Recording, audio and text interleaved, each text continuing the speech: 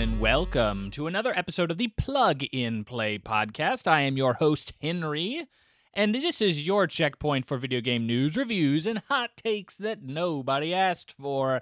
On this episode, did you know that Microsoft is dying? It's flailing around on the table, and we need to resuscitate it, or we can let it pass gently into the night. And I will be talking about the studios that Microsoft is considering shutting down, your favorites perhaps. You'll have to tune in to find out who will survive the culling of Microsoft Xbox division. We are also going to go over the Nintendo Direct, the most watched Direct of all of Summer Games Fest, or not E3, as some people would prefer to call it. We'll go through every game. In case you missed it, you'll get my hot takes and opinions for every one of them. It'll be spectacular. And for impressions, we have a very interesting one. I love to say interesting. It's probably my favorite adjective when describing the show or segments of the show. But in this case, it is very odd. It's Baby Steps. I finished Baby Steps from Bennett Foddy, who you may know as the creator and developer of Getting Over It, a rage game made for streamers to get mad at, and for some reason I felt like I should play it to try and have fun.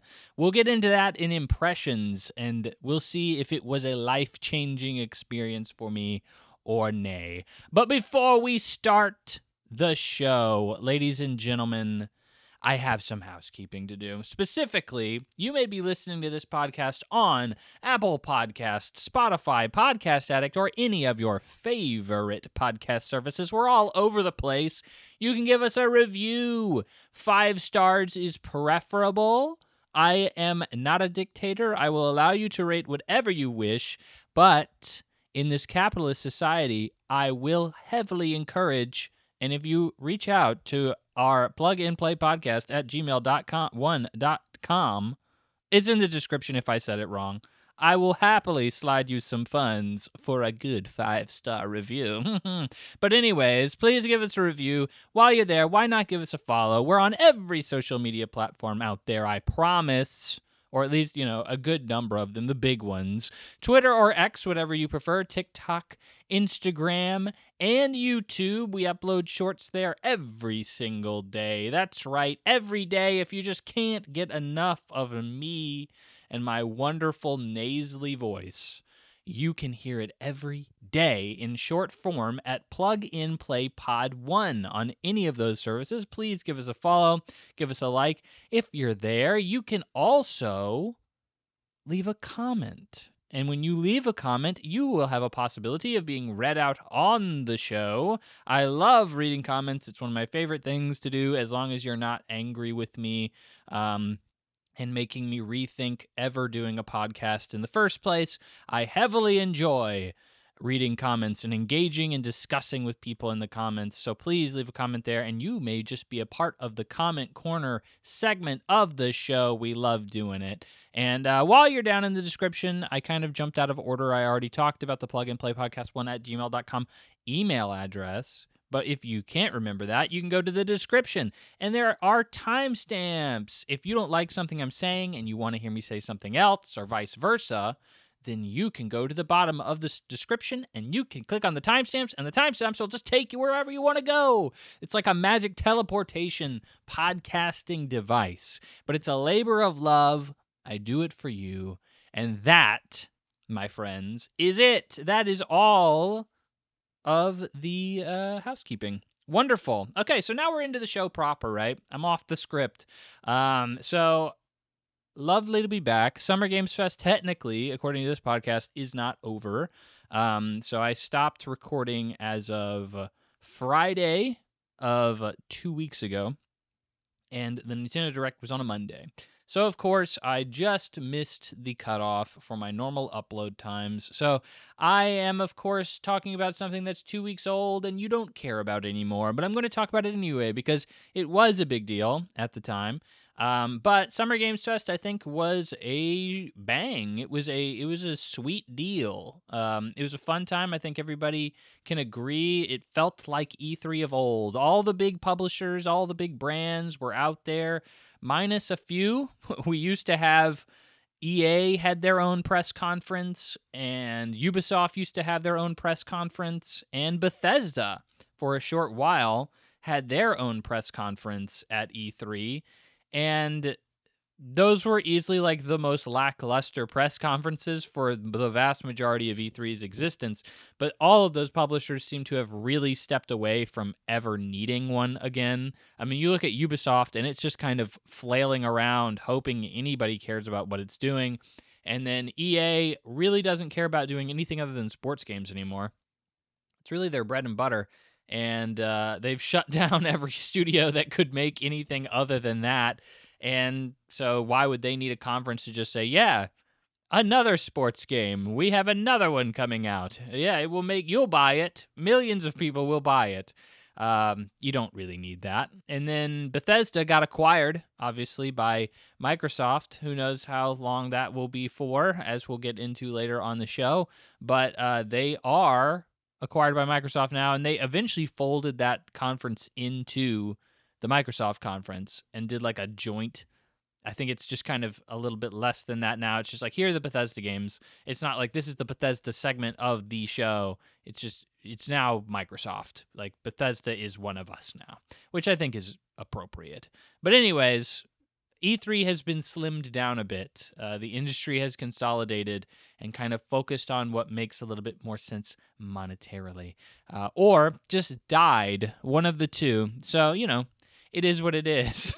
but it was good to see the big players still out there and still having, Jeff Keighley make Summer Games Fest. That presentation was a lot more fun than I gave it credit for before going in. I thought it would be boring as frick, but it was not. It was actually entertaining. So I didn't want to fall asleep during it at any point during commercials. So all said, pretty satisfying Summer Games Fest. Speaking of which, so I had a couple of clips go up on the socials, and people commented on them regarding some of my impressions and concerns for the games that were shown at these showcases, you could say. I had two comments I'm going to read out. And again, appreciate everybody who comments in the comments on any platform, regardless of what you're saying or how right I am or how wrong I am. Mostly wrong, but in this case, however you're interacting, I appreciate it. In this case, this is a comment. So I had one of the more divisive. I expected it to be way more of a divisive received clip than I got. I posted a clip regarding the God of War Laufey reveal, which seemed to be incredibly controversial at the time of showing.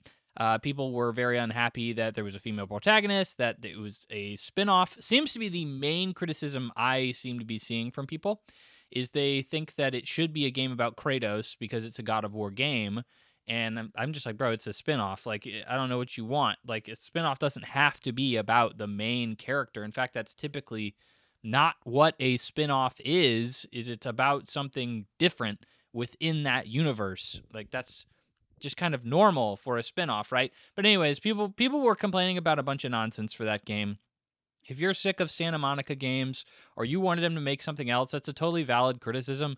But like, just saying I wanted to see Kratos in here and this is not who I wanted to see in this game, I don't know if that's like a reason to be really upset. But anyways, I posted a criticism about people basically making fun of them, saying, hey, if you're just making fun of it because of this, you're being a little silly. Like a female protagonist should not be the height of your concerns. It should be, maybe gameplay or, anything really else, to be quite frank. As long as the game is fun, it shouldn't matter who you're playing as. So in this case, Mr. J. Javik C. Robert. Look, it's hard to decipher some people's usernames, so bear with me. But we're going to call him Javik C. Robert. He gave me a wonderful comment. I love this one so much that I wanted to read it out on the show. So he says, and by the way, this is I said that the main character, that was another criticism I saw floating about, was that the original actress, or the actress who's playing Lao Fei, She is, or Faye, you can say that's her name in the actual games, but the actress who's playing Faye, she is much younger than the age of the character in the game. The age of the character is like a mom. She's given birth to Atreus and she's lived a long life and all that other stuff because she's a god. In this case, she's aged up, so she looks a lot older in the game than she does in real life. And so I called her a MILF. I said, oh well, she's an attractive older woman. She's an attractive actress who's been aged up. She's a MILF. So that's context for what Mr. Robert has to say. He says, game looked like, quote, Coochie struggle with having feelings about it simulator 3000 deluxe. This looks like a MILF to you? Dude, you can do way better. We will find you something, no problem. But in order to succeed, you need to stop talking, okay? I appreciated that greatly. It's not often that people on the internet are, vouching for my ability to pull women. In fact, I think that is one of the highest compliments I've ever received on a comment, that I can pull somebody hotter than a professional actress in a AAA video game. I'm very pleased with that, and I mean, I haven't reached out to see what his strategy necessarily is beyond me just not talking. But in general, I think I appreciate the sentiment there, and I also think his description of Coochie's struggle while having feelings about its simulator 3000 deluxe is maybe emblematic of my point. That people are upset that it's a female protagonist. But anyways, thank you for the comment, Mr. Robert. I appreciate you commenting. That genuinely gave me a good chuckle, so I appreciate it. But getting into an actual comment to kind of get into some topic of discussion.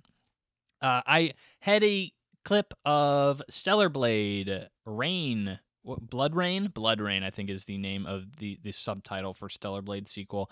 But Stellar Blade, the Korean action game, Souls-like DMC-esque kind of combo game, Gunner game, as a lot of people would prefer to call it, focuses a lot on the sexuality of its main character, and specifically not the sexuality, meaning if she's like gay or straight or whatever. It's about specifically just, hey, look at how hot she is. That's pretty much the main focal point of that game, at least visually. So anyways, Stellar Blade. I played Stellar Blade very recently, actually, and I had given opinions on this podcast that it is an 8 out of 10 game. It is a game that I think is good, but not great. It has significant flaws. It could be improved. It's okay. Like, I would not say it's a bad game, but I wouldn't say it's a great game either. I was not like head over heels for this game at all. So, in response to that, this is not the only comment, by the way. This is just the one I chose. This is the reason I'm bringing it up, is because this is something that multiple people did approach me about in the comments section across TikTok and Instagram. So here we have Mr. J. Mascio, who says, acting like an 8 out of 10 isn't a good score. It will likely be a good game, but not great, and that's fine. Now, it seems like, based on what I just said, that we agree. Like, Stellar Blade sequel will be an 8 out of 10, and that means it's good and not great, right? Which is fine. That's fine. Here's the thing, is I think in video game discussion, and in general, really, let's be frank, we have a weird way of ranking our games. As a video game community, if you look at Metacritic, it's something I've always been interested in, is like, if you look at movie reviews and you look at video game reviews, like movies can frequently get into, like, a bad movie can get like a 30 on Metacritic. Like, that's a normal review score. Like a 7, like if you get a 70 out of 100 on Metacritic for a film, that's a pretty solid movie. Like, that most people agreed that movie was pretty good and worth watching. For a video game, if you get a 3, God help you. The last game that got a 3 was Redfall from Bethesda. That was considered an absolute train wreck, a studio killing game that should have never been made, and a 7 out of 10? A 7 out of 10 means like, oh frick. Nobody really wanted to play this game that much. Like, it was a very mixed game. Not that many people liked it.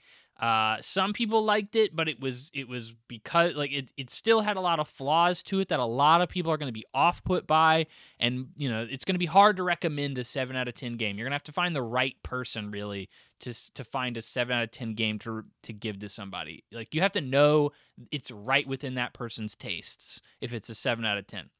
So we as a video game community typically rate things higher. We have a higher we have a I'm not going to say a higher standard for good games, but we have a much more generous scale. Really, like, a video game scale goes from 6 to 10. There really is no in between, you really don't have anything that's below a 6.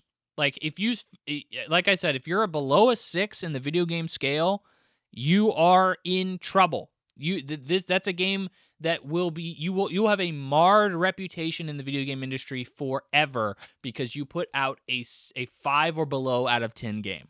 Like, that's just, people will remember your game because it was so bad.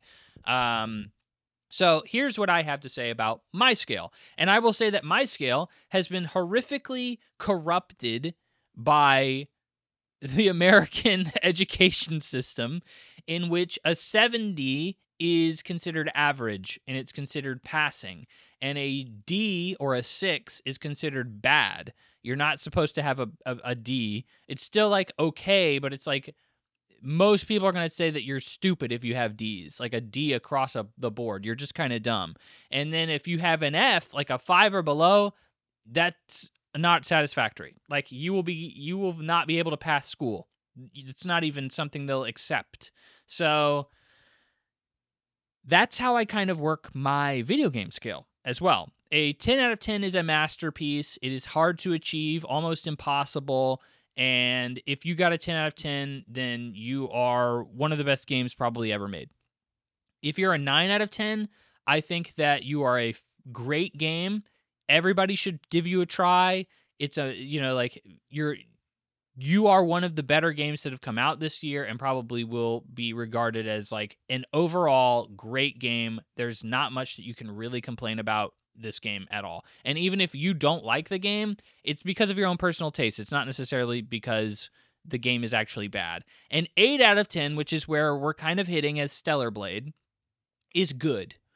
It doesn't mean it's bad. It doesn't mean it's great either. It's good. It's a game that I think has qualities that work and qualities that don't. Overall, I would still play it. I would play it on a sale. That's kind of what I say a flat 8 out of 10 is. An 8.5, I think we're still at a territory of like is great. An 8 flat, an 8.0 is a game I think is good.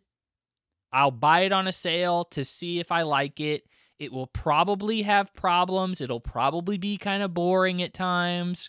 And if I can get past those flaws, and they're probably not huge flaws to get past, but if I can get past those flaws, then I can continue on with my life and enjoy the game. And I think that's where Stellar Blade kind of falls. Stellar Blade falls in, well, I think that some of the dungeons are repetitive. The story kind of sucks. The characters kind of suck.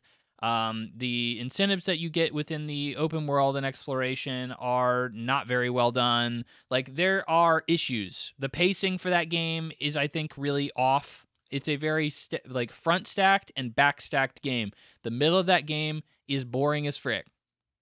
It's really not a very fun game for like the middle stretch. But everything else about that game, I would say, is really good. And so I look at Stellar Blade 2, and I just say, I don't think this developer really knows exactly what they're doing when it comes to developing like a 9 out of 10. I think that they're going to make Stellar Blade again. I don't think they're going to learn from their mistakes, but that is something I'm guessing at. Maybe they will, but I just don't see very many people really criticizing Stellar Blade because it sold very, very, very well. But when I say, hey, it's an 8 out of 10, that sounds like an insult. But here's the thing, okay? Most 8 out of 10 games, I probably will not make an effort to get around to unless I think like that is an 8 out of 10 game. That's a game I really think looks good for me. Because the gaming landscape nowadays is so packed. It's incredibly packed, and every year we're seeing games that are all super really really well reviewed, great games. People are clearly figuring out how to make good games now. And so many good games are coming out so frequently. When are you going to have time to get around to an 8 out of 10 game when you have 15, 9 out of 10 games that are released every year? Like we are not even 6 months into the year. 6 full months have not gone by. We have several 9 out of 10 games that have come out. We have many 8.5s or above. So let me read you off games. I could play Stellar Blade, an 8 out of 10 game, or just this year, I could play Mina the Hollower, a 91 on Metacritic. By the way, 90s and aboves is crazy to get. Forza Horizon 6, 91. Schrodinger's Call, 89. Pokemon Pocapia, 89. Resident Evil, 89. Mugenics, 88. 007 First Light, 87. Saros, 87. Hermit and Pig, 87. Titanium Court, 87. DLC. Neo 3, 86. Mixtape, 86. Opus Prism Peak, 86. Monster Hunter Stories 3, 86. Cairn, 86. I could go on. You probably are not even realizing we haven't even gotten to like something like Pragmata or maybe an Esoteric Ebb that came out this year, which also have great reviews, 85s and above. Like, that is just this year. And then you have every other year that has happened up until now. Bro, those games don't just disappear and they don't just stop being good games. Like, it's hard for me to justify playing an 8 out of 10 game when I have so many other very good video games out there that I could easily put my time into, and I will probably never even have enough time to put to play all those games that I just listed for this year. And that's half the year. That's not even half the year. So it's hard for me to be like, oh yeah, an 8 out of 10 game, I'm excited for that, is what I'm essentially saying. It's hard for me to be excited for an 8 out of 10 game. And I think that, saying an 8 out of 10 game isn't great, it's true, and I think we all kind of understand that, but at the same time, why is being good bad, I think, is a very hard thing to grasp as well. And it's not necessarily that being good is bad, it's just that being good is bad when everything else around you is great. That's the problem. And it's a horrible problem that we have in the gaming industry, but it's also the best problem you could possibly ever have in the gaming industry. So that's what I meant when I said, look, I seemed very down on Stellar Blade 2, essentially, and I said it was an 8 out of 10. And it's like, yeah, it sounds way harsher than it is when I say it's an 8 out of 10, and it's not that bad, right? So that's what I mean. I like these discussions. So I appreciate the comment, Mr. J. Massio. And now that we're 25 minutes into the episode, we can begin with the news. That's right, ladies and gentlemen, the news. Everybody's favorite part of the show, or at least, one of mine. I enjoy all parts of the show, but in this case, we're going to be talking about the Nintendo Direct, which was the most viewed presentation during Summer Games Fest this year, not this previous year, but this year. So I had a friend who doesn't normally watch Nintendo Directs, and he had been talking with me about this Direct because he knew that Legend of Zelda Ocarina of Time remake was going to be revealed here. It was a known factor that this game has been leaked, it is going to come, and here we are. This Nintendo Direct is obviously where they're going to show it off.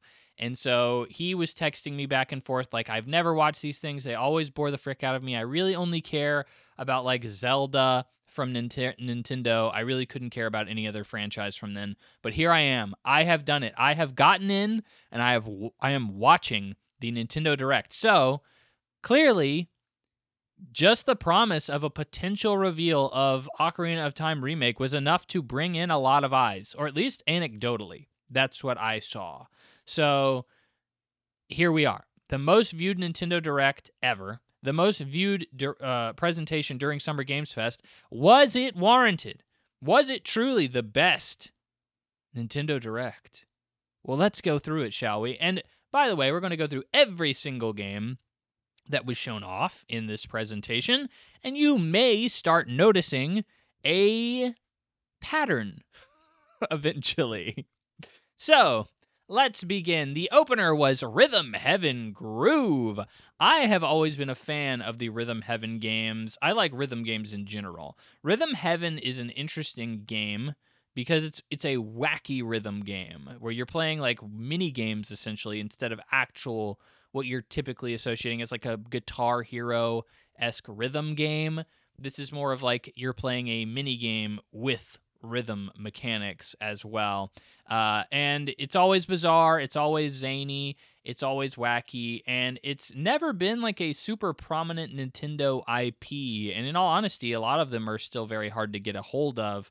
You can't play them, but I think one's on the 3DS, and I think one is on the Wii. I think those are the two that you have access to. And I think the Wii one wasn't even localized. I think it was only Japan that got that game. So it's only recently become available to people in the US at all. And it kind of blew up. It kind of became a meme on the internet a long time ago, and they're finally making another Rhythm Heaven game. And I've actually even seen Rhythm Heaven around at arcades. There's like a Japanese Rhythm Heaven arcade game, which is the exact same thing as the game on a console. It's just an arcade version of it, which I don't know why you would play the game that way. But sure, it's another avenue, and I think it's just kind of interesting that it exists at all. It will be out July 2nd. It's going to have like an RPG style mode and a multiplayer mode, and it actually seems like a fully fleshed out Rhythm Heaven game, which I wasn't really expecting. I was expecting it to just be another Rhythm Heaven game, just a bunch of single player mini games, but in this case, it seems to actually have a full set of features. It'll be $40, and I definitely intend on playing this game. I don't know if I'll play it off the jump. I do really look forward to it, but I don't know when I'll get around to it. It's not like a game that I have to play immediately as soon as it comes out. I think it's kind of one of those timeless releases. Next, Onimusha Way of the Sword is coming to Switch 2. We may have already talked about this already on the previous episodes. This is nothing new. Not necessarily the Switch 2 port, but this game isn't anything new. So this game also, just as of yesterday, as the time of recording, it got its release date moved up. So it was September 25th, and now it's September 4th. They had to get out of that really ridiculously packed release window of Silent Hill Townfall, Control, and Onimusha. They didn't think they were going to make it, which for a Japanese developer, very big deal. Most Japanese developers do not care about it. Like once they are set in stone on their release date, they are never moving. So it was a very interesting situation to see them actually move and to move up as well. Next, Dragon's Dogma 2 Dark Arisen coming to the Switch 2. You may have realized that this game is somewhere else other than the Switch. So this is not a new thing. It is new to the Switch, but it is not new to anybody else. Next, Stellar Blade is coming to the Switch 2. This is a little bit more interesting to me. Yes, it's a port. But Stellar Blade was initially a timed exclusive for the PlayStation 5. It was a game that did very well there, moved to PC, did very well, and now is clearly expanding even further. This is a studio that, Shift Up specifically, that Sony could have probably locked down, could have gotten complete exclusivity to it, but didn't believe in Stellar Blade enough to do so. And hey, I think it was an 8 out of 10 game, but it's clearly done much better than I would have expected an 8 out of 10 game to do. So regardless, this game is coming to Sony or to a Nintendo platform, and it just kind of shows that Sony let this get away. It's a series that's doing very well, and otherwise they could have had it themselves. Next, Orbitals coming in September. We got a release date of September 3rd for Orbitals. This is the co-op anime art style game. Looks pretty solid. Looks like another Split Fiction or It Takes Two or something like that. It's kind of that series has, I guess, created a new genre of co-op games, and I really enjoyed It Takes Two. I really enjoyed Split Fiction. I think they're both fantastic games, and if Orbitals is anywhere near that, I love the art style for Orbitals. It looks great. I'm an anime nerd though, so an art style like this is very appealing to me. But if Orbitals is anything like Split Fiction or, It Takes Two, then we're looking for a very fun time here as long as you have a partner to go with you. That is the unfortunate problem with these games. If you do have to have a friend, which is not always easy when it comes to playing video games like these. So as long as you can, though, you typically have a very good time. Next, Rayman Legends Retold. Yep, this game was also shown off at another place, and it was coming everywhere. So, yep, it's coming to the Switch too. Big Walk. Big Walk from the creators of Untitled Goose Game, a cooperative multiplayer game that is also going to come to the Switch too. This is nothing new. We saw nothing new from this game other than the fact it's coming August 4th, so we got a release date from the game. So, again, nice to see a release date, but nothing completely new here either. Next, and actually something new. Your mileage may vary on the excitement here, though. It's One Piece Grand Gourmet, which is a One Piece pixel art game. I don't know or care much about it. It seems to be a cooking game. Okay, I mean, like, I enjoy One Piece, but I feel like there are better ways to utilize the IP for a video game. I don't think any One Piece game has been particularly great, and honestly, maybe even good. So this certainly doesn't look to be the game to break that streak. It will be okay at best, and you will play it if you're some One Piece diehard, and that's cool, I guess. So your first real big new announcement from this Nintendo Direct is One Piece Grand Gourmet. Again, we'll see how. Watch and see that we're gonna see. Keep going. We're gonna see more of this exact same theme. I promise. Next, Pokemon Pocapia gets a free update and paid DLC coming in the future. It's an underwater DLC. So you can now go underwater with your dive move as your weird Ditto child thing that you play as in this game. Pokemon Pocapia obviously came out of nowhere and surprised a lot of people. It's been helping the Switch 2 out tremendously. Has sold buku copies, a lot of stuff. Many copies have been sold of Pokemon Pocapia, reviewed incredibly well, an 89, as I said earlier in the episode, on Metacritic. This is from the same people who did Dragon Quest Builders 1 and 2, which are both very well reviewed and well regarded building simulators. So it's not entirely surprising to see this. But it is surprising because Dragon Quest Builders never got any DLC. So the fact that Pokemon Pocapia is an interesting little aside. But overall, if you like Pokemon Pocapia, you will have probably hundreds of more hours of content available to you through these expansions, which is great. I don't care about building sims or any kind of like something along those lines, like a Minecraft or what's another example? I guess The Sims or whatever the case is. Those aren't necessarily games that I am attracted to. I need a little bit more focus in my games because I have too many games to get to. I cannot submit myself to being immersed in this, like, my own perfection is the only thing that's really stopping me from like being done with this game. And I'm sorry, I can't get in on that. Not only would it bore me, but it would also like drive me insane. I probably would play it for like 500 hours and be like, well, I could have played 5,000 other games in this amount of time, and my brain just is dumb, and it works in an economy scale of what I can trade my time for. So I'll be steering clear of it, but I know a lot of people will really enjoy that. Next, Fire Emblem Fortune's Weave gets a release date for September 17th. We all kind of knew this game was coming out this year. It had been teased a while back.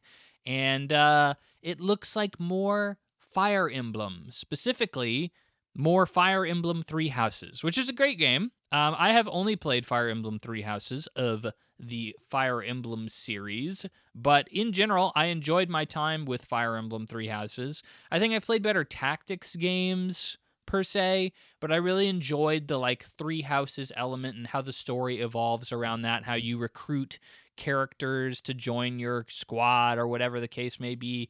I really enjoyed those aspects of the game, and I think that's what most people tend to kind of say when they say they really like Three Houses, is they like almost the Harry Potter-esque, tribalism of the game. But in general, we saw some gameplay footage for this game, which we had not seen prior. And by gameplay, I mean like tactics stuff. But what did we see from that tactics stuff? I mean, it looks like Fire Emblem. It really doesn't look like anything has changed significantly from Three Houses to here. I would say it's another, and really Fire Emblem in general does not change that much from any one iteration to another. So it's remained pretty stagnant throughout its entire series run. So in this case, if you wanted just another Three Houses, you're good to go. But in general, this reveal or this release date trailer did nothing to really excite me beyond what I knew of already, as this is going to be another Three Houses. I don't really see any reason to be excited outside of that still after seeing this trailer. So I'm sure at some point Nintendo will have a direct specifically for this game, but currently I'm not super enthralled with it. Or at least excited by it. Not that enthralled makes it sound like I don't care about it. I personally am just looking at it and being like, yeah, it seems fine. Next, Ninjala 2. So this actually is a reveal, but it's for Ninjala. So Ninjala 2, if you haven't heard of Ninjala, it is a free-to-play game on the Switch that actually did pretty well. It got its own like TV show. It's for children. If you haven't heard of, if you're listening to this show, and if my demographics are accurate, my demographic information is accurate, and you are between the age of 28 and 34, then you do not know about what Ninjala is, specifically Ninjala the TV show, because it was made for children. But it was an anime, it got dubbed and everything, so I guess they expected people here or kids here to enjoy it. But it's basically a third-party Splatoon. It's very similar to Splatoon in a lot of ways. The art style is even somewhat reminiscent of Splatoon, but in this case, Ninjala 2: The Uncharted Planet will be coming in 2027, and it will be moving to an open world kind of development, or philosophy, however you want to say it. The first game was more level based, very similar to Splatoon. So if you are 8 years old, you probably were super psyched to see Ninjala 2: The Uncharted Planet revealed. Next, the DK Challenge event was announced. So I actually took part in this, so I am more than happy to talk about it in depth. So DK Challenge, DK is clearly something that they are pushing as a franchise. They want DK to be a big deal. They have a DK movie currently in the works. They have a DK theme park at Universal Studios Orlando, Florida, and Japan and Los Angeles. So he is now a big deal. I think Nintendo is, and then of course Donkey Kong Bonanza was, I think, the big launch title for the Nintendo Switch 2, or at least the most interesting one. Obviously Mario Kart was probably the marquee launch title. But Donkey Kong Bonanza was what I think a lot of people considered the more interesting game of the two. And in this case, they have an entire event based around Donkey Kong where you can earn digital challenge cards. So basically Nintendo's take on trophies or achievements, which I love. I am a very much sucker is the best word for trophies and achievements. I enjoy doing them. They give me more value, more bang for my buck from the games that I play. They kind of allow me to do things that I maybe wouldn't have done normally. So I enjoy trophies and achievements. In this case, you are basically given a list of challenges, and they're across every game from the entire Donkey Kong series. So from Super Mario to, or whatever, what was the original arcade cabinet called? Like, was it just called Donkey Kong? I don't know. I don't think it was. I think it was called Super Mario or something like that. I can't remember what the actual that is. You can take my gamer card, okay? I'm not a gamer anymore. I forgot what the original arcade cabinet with Donkey Kong and Mario's name was. But anyways, that one, and Donkey Kong Country, obviously, and all the other games that are currently on the Nintendo like subscription platforms. And you obviously have to have a subscription to those in order to do these challenges and collect the rewards. I currently do have a base subscription, so I was able to take part in that. And it was very fun because it was like, just do this level. Just complete this level and we'll give you a card. And I was like, okay, cool. And so what you do is you go into the mission, or you go into the menu for the DK challenge, and you select a card, and it will take you right into that level of that game. And then once you complete that level, it will just take you out immediately. It'll close the game out, and it'll take you out, and it will give you the card. And it did. I was able to do that for pretty much all of them. I did all of the retro challenges, and then they had a separate set of challenges for, Donkey Kong Bonanza, which most of those were really difficult. They were developer challenges, so they were meant to be really, really hard. And I didn't want to relearn the controls of Donkey Kong Bonanza because honestly, the Donkey Kong Bonanza, I don't know why that's a tongue twister right now for me. But the Donkey Kong Bonanza controls are really not intuitive. They're not what you expect from a platformer, and you really have to relearn them every time you play the game. So I went back in and grabbed a couple of the easiest ones. And a lot of them they'll just give you if you've already beaten the game, because it's like, get to this point in the game. And so I'd beaten the game, so it just automatically gave me all of those. But the controls are so difficult to remember that I was like, I'm not even going to attempt these developer challenges because they're so difficult. I don't want anything to do with them. But I like the idea of trophies, obviously. Like, I played this for a couple of hours, on a Saturday. I just kind of sat down and was like, hey, fun times in Ridgemont High. I love trophies. I'll just do these. The problem with these is I don't know how much longevity they have. So like, if I get an achievement with Xbox, if I get a PlayStation trophy, those things stay with me for as long as I have an account. And I can look at those and go back and check on those forever. I can't imagine that is what the Donkey Kong Challenge cards will be. I don't think that is what they will be, at least. I can't imagine Nintendo is really thinking in a long term, like, we're going to have these challenges for every game that we ever make or something like that. So it feels like I just did it for fun, and I didn't necessarily do it for the collection aspect, because the collection is probably going to disappear when this challenge disappears. I hope that's not the case. I hope Nintendo continues forward with some kind of trophy system. It's a cool, interesting idea. It's a little bit different. It's got that Nintendo wackiness to it. But in general, I hope that they continue with this kind of stuff. It gives people an incentive to go back to these games, or, maybe do something that they hadn't done in a while or wouldn't have done otherwise. Next, Donkey Kong Bonanza gets some paid DLC, and it's Mario themed. It really doesn't seem like anything's going on here. It's just like Mario, he gets like a Mario outfit, and like some of the things are reskinned to be like looking like a mushroom or something like that from Super Mario. So not very interesting. Next, an actual announcement. Jujutsu Kaisen Rumble Survivation. You definitely gotta kind of double take on that one. Survivation. This is from the Vampire Survivors developer, Ponicle. So I am a Jujutsu Kaisen fan. I do think it is incredibly overhyped, but it is a good show nonetheless. Fantastic action. Great action and great animation. But the series itself, in terms of story and characters, I think could easily be way better. But that's my anime snob coming out. So in any case, this is a Vampire Survivors game. It looks like a Vampire Survivors game, but it is a multiplayer Vampire Survivors game, which is an interesting idea, and they have a system that is very reminiscent to the most recent season of Jujutsu Kaisen, where if you kill a certain number of enemies, you get to make a rule for the game that all players must follow, including yourself.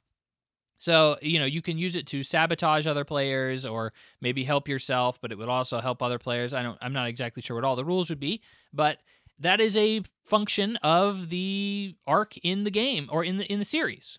So, it is very reminiscent of that. I think that's a cool concept, and I think that Vampire Survivors in general is a fun game, and if they want to make it multiplayer, this is a really fun and interesting way of doing that. So, hey, I actually think that looks pretty cool. I'm not a big multiplayer guy, so I probably won't ever get around to it. But I think that's a really inspired way of going about doing a Jujutsu Kaisen game, or a Vampire Survivors game, both. So very cool. Next, Lords of the Fallen 2 is coming to Switch 2 because for some reason people keep talking about Lords of the Fallen as if the last several games didn't do mediocrely and nobody really ever seems to care about them. It continues to get play here, and it's coming to the Switch, which, yeah, we've seen this game at other showcases. Cool. Nothing really new here. Next, Lies of P is coming to the Switch. Okay, cool. Next, Devil May Cry 5 is coming to the Switch. Okay, cool. Next, Muramasa Revenant Blades is coming in 2027 to the Nintendo Switch. Muramasa is a Vanillaware game and also coming to PC, which I think is the more interesting aspect of this. No Vanillaware game has ever come to PC. Not only that, but the developer has actually come out and specifically said that they don't want to put things on the PC.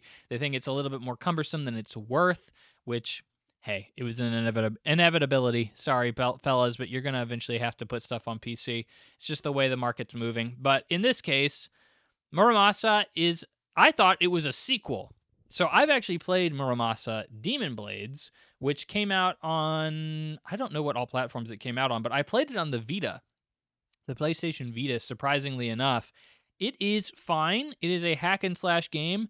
It is a little bit grindy, is what I recall. Is the story goes on for a little bit too long and makes you do a bunch of fetch quests, and it wasn't necessarily like as fun as I wanted it to be. It's a Japanese grindy game, which is fine, but it's a hack and slash game and it's beautiful. It is an absolutely beautiful game. If you haven't seen a Vanillaware game before, you would recognize their art very distinctly. It's a very beautiful series, but this is just Muramasa, the game that came out a long time ago, and its expansion, which I never played.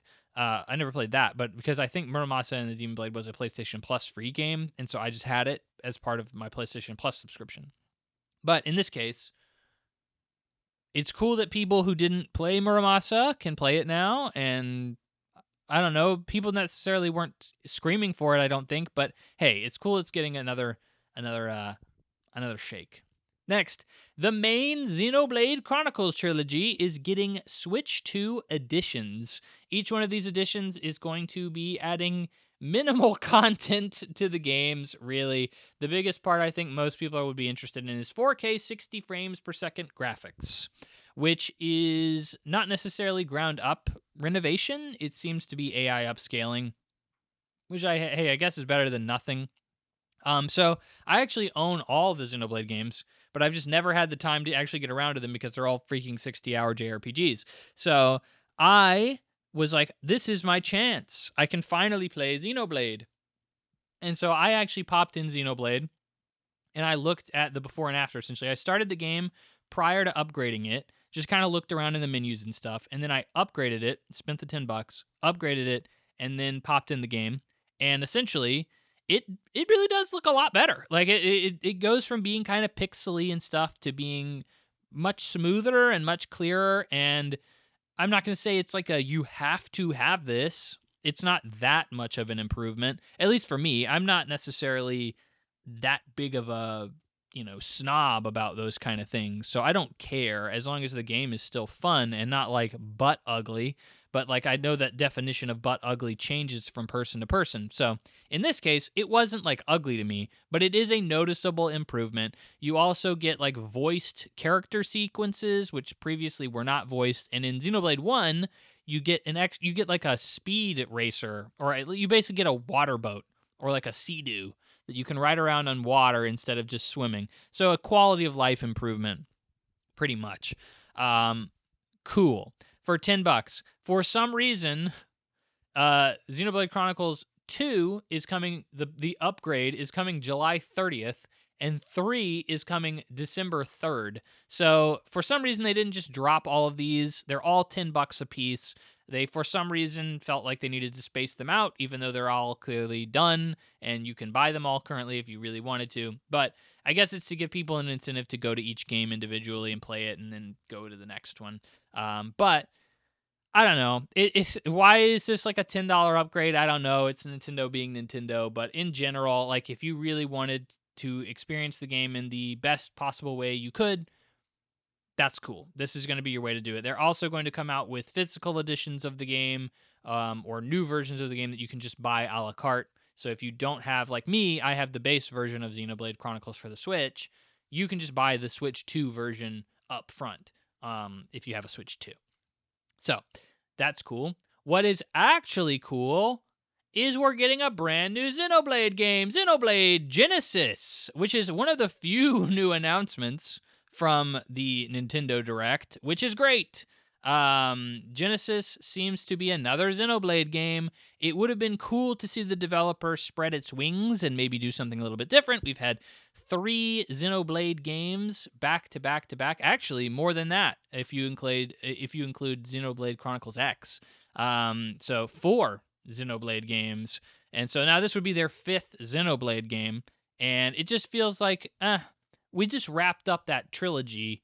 Everybody seems to be pretty satisfied with it. It's cool that like there's a new entry point for people if you really wanted to get into the Xenoblade series, but in general, I wish we could be getting something a little bit different. Maybe something a little bit more unique and interesting. I feel like these developers have to have something kicking around in their heads. They're a very well-known and storied developer of the Xeno series, Saga and Xenoblade. So maybe something without a Xeno in front of it that just is their own and cool and interesting and fun, and not saying any of the other Xenoblade games weren't, but I just like variety, right? Who doesn't like good variety? But we didn't learn too much about it. It seems to still be mostly a mystery. We will continue to learn about it in 2027, I'm sure, when it is slated to be released. So while you're playing Xenoblade 1, 2, and 3 updated on the Switch 2, you can now wait for a 4th massive JRPG to add to your backlog. Next, Nintendo Switch Sports Resort is coming to the Switch 2. This looked interesting. So they put out a Switch sports game recently, not recently, but a few years ago on the original Switch. So now this is their resort. So on the Wii, we all remember Wii Sports, which was the launch title for the Wii, that came boxed in with every single Wii and made it really a massive success. Like I think that's a huge contributing factor to it. That's the reason that all the retirement homes were playing Wii Bowling and still are, is because it came packaged with the Wii. Next, they came out with Wii Sports Resort. So that was the sequel to Wii Sports. Nobody cared about it anywhere near as much as Wii Sports. So, or the proper iteration. And then now we have Wii Sports on the Switch, which was a little bit more multiplayer focused, a little bit more online focused. And now we have Wii Sports, or Nintendo Sports Resort. So this seems to be a lot of those mini games from the original Wii Sports Resort, from the Wii. And what they decided to show off during the Direct was a demonstration of the thumb wrestling game, which, for the love of God, like, oh man, that was painful. Not only did it not look fun, but he ended up losing the game, and he was like, you could tell that it was like a one take thing. He was like, oh yeah, I'll play the game. Yeah, like we'll show off the game. I'll demo it. And then he played it and he lost, and he was like, that's enough. We don't need to keep going. Like, I'm good. And like that is I don't know. It seemed pretty ballsy to put that in the direct. Like, yeah, that's our big gain for this series is Wii Sports thumb wrestling. Like, you'll really get a kick out of that. Not enough for like the head of Nintendo to want to continue playing it or to even be good at it. But yeah, it's there. Like, what the frick? That is just such an odd way to show this game off. The last Nintendo Sports game did not do very well critically, and I guess it did enough sales wise to justify making Resort. But I don't know. I don't think anybody's going to be too excited about this. So that's going to be coming October 22nd. So mark your calendars. You can thumb wrestle your friends to your heart content. Next, RuneScape Dragon Wilds is coming to Switch 2. This is also something that we've seen at another direct, or another presentation earlier in the week. So not anything special here. Cool. Next, an announcement. Hello Kitty Partyland was announced and coming October 29th. If you're looking for a Hello Kitty Mario Party clone, boy howdy, do I have some good news for you. It's Hello Kitty Partyland.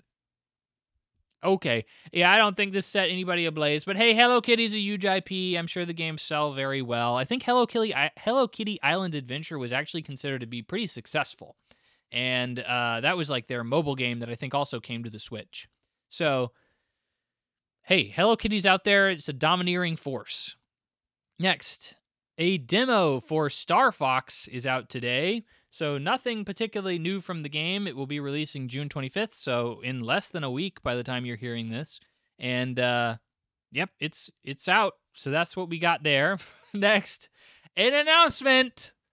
And this one, actually, I think a lot of people were excited about. However, let me bring down the temperature of the room a little bit. Final Fantasy Resonance was announced. Square Enix's next HD 2D game, which to me, when I first saw this announcement, I thought this was Final Fantasy 1 being remade in an HD 2D style. That's what I thought it was.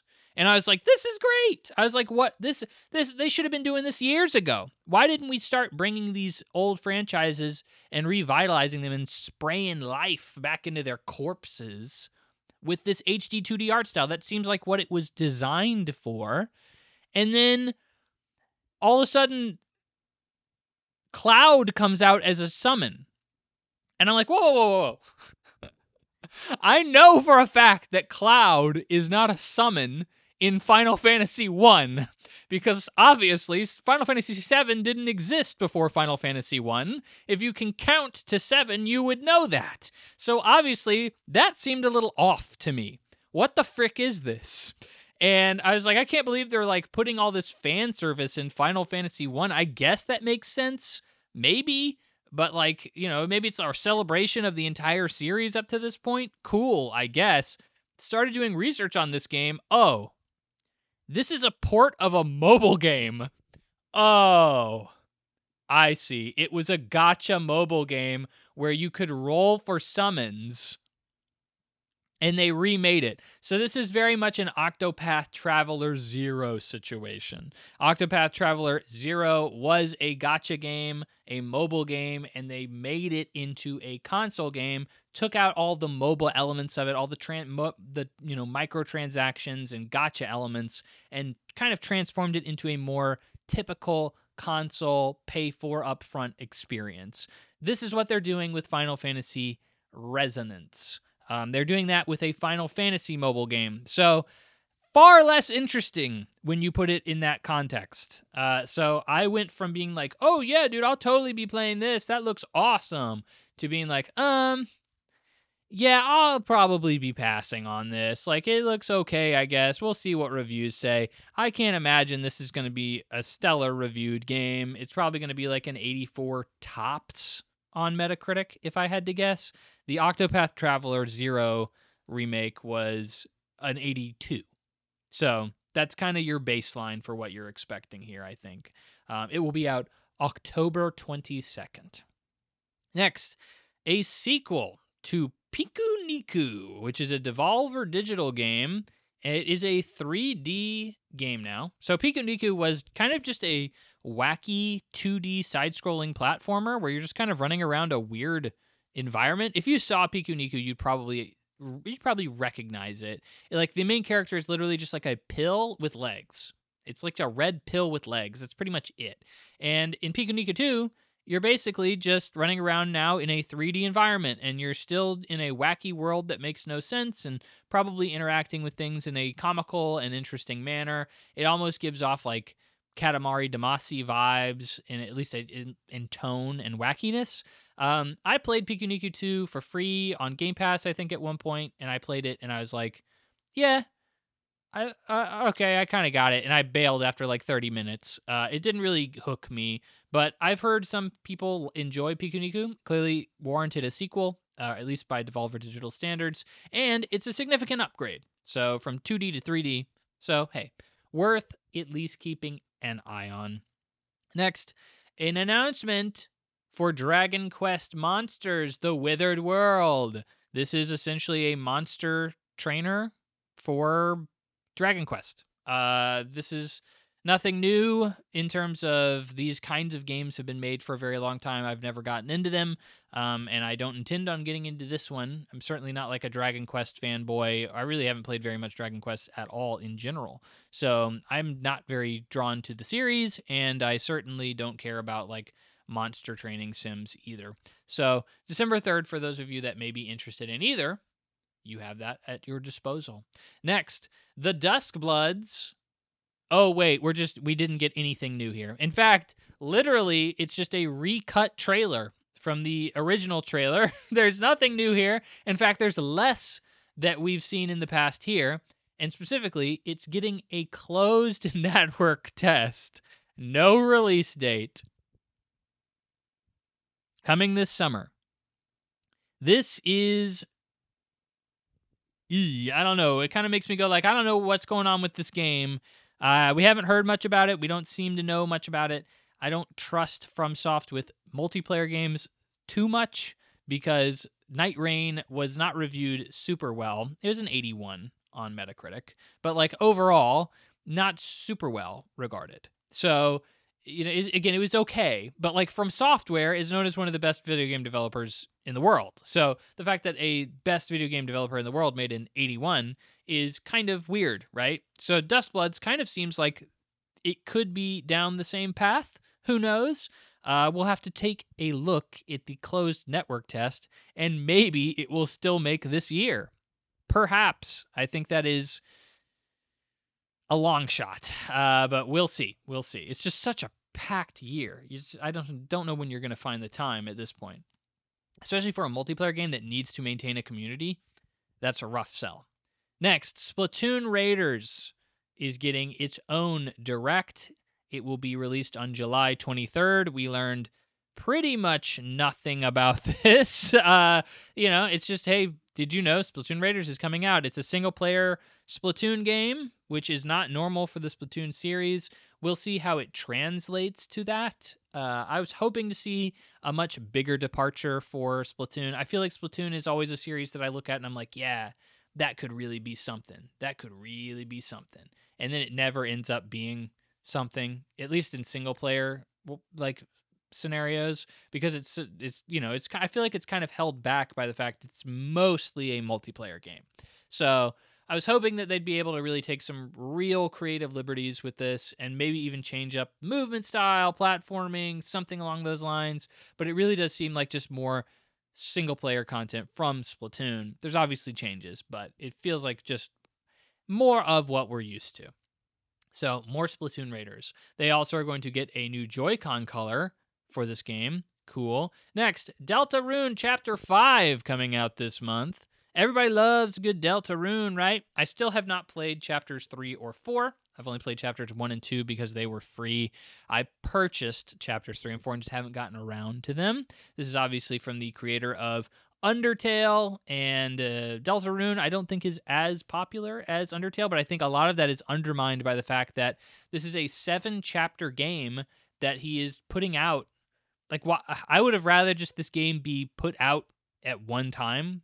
I think the chapter release schedule for this game is really hurting it. Who really wants to get into this game right now? Like, you're not going to have a huge community backing it, as at least as big of a community backing it, because people are going to look at it and be like, when am I going to see the ending of this? Like 20 years from now? At this rate? Yeah, no thanks. No thank you, sir. And they're going to just wait for the whole thing to come out. So at this point, though, you can get the game, and you will have all chapters guaranteed to you for the low price of free if you buy the game now. So we'll see. I look forward to continue playing it at some point, and maybe I'll actually get around to it now that we have an incentive of Chapter 5. But can't wait for another 2 years where we get Chapter 6 and maybe Chapter 7.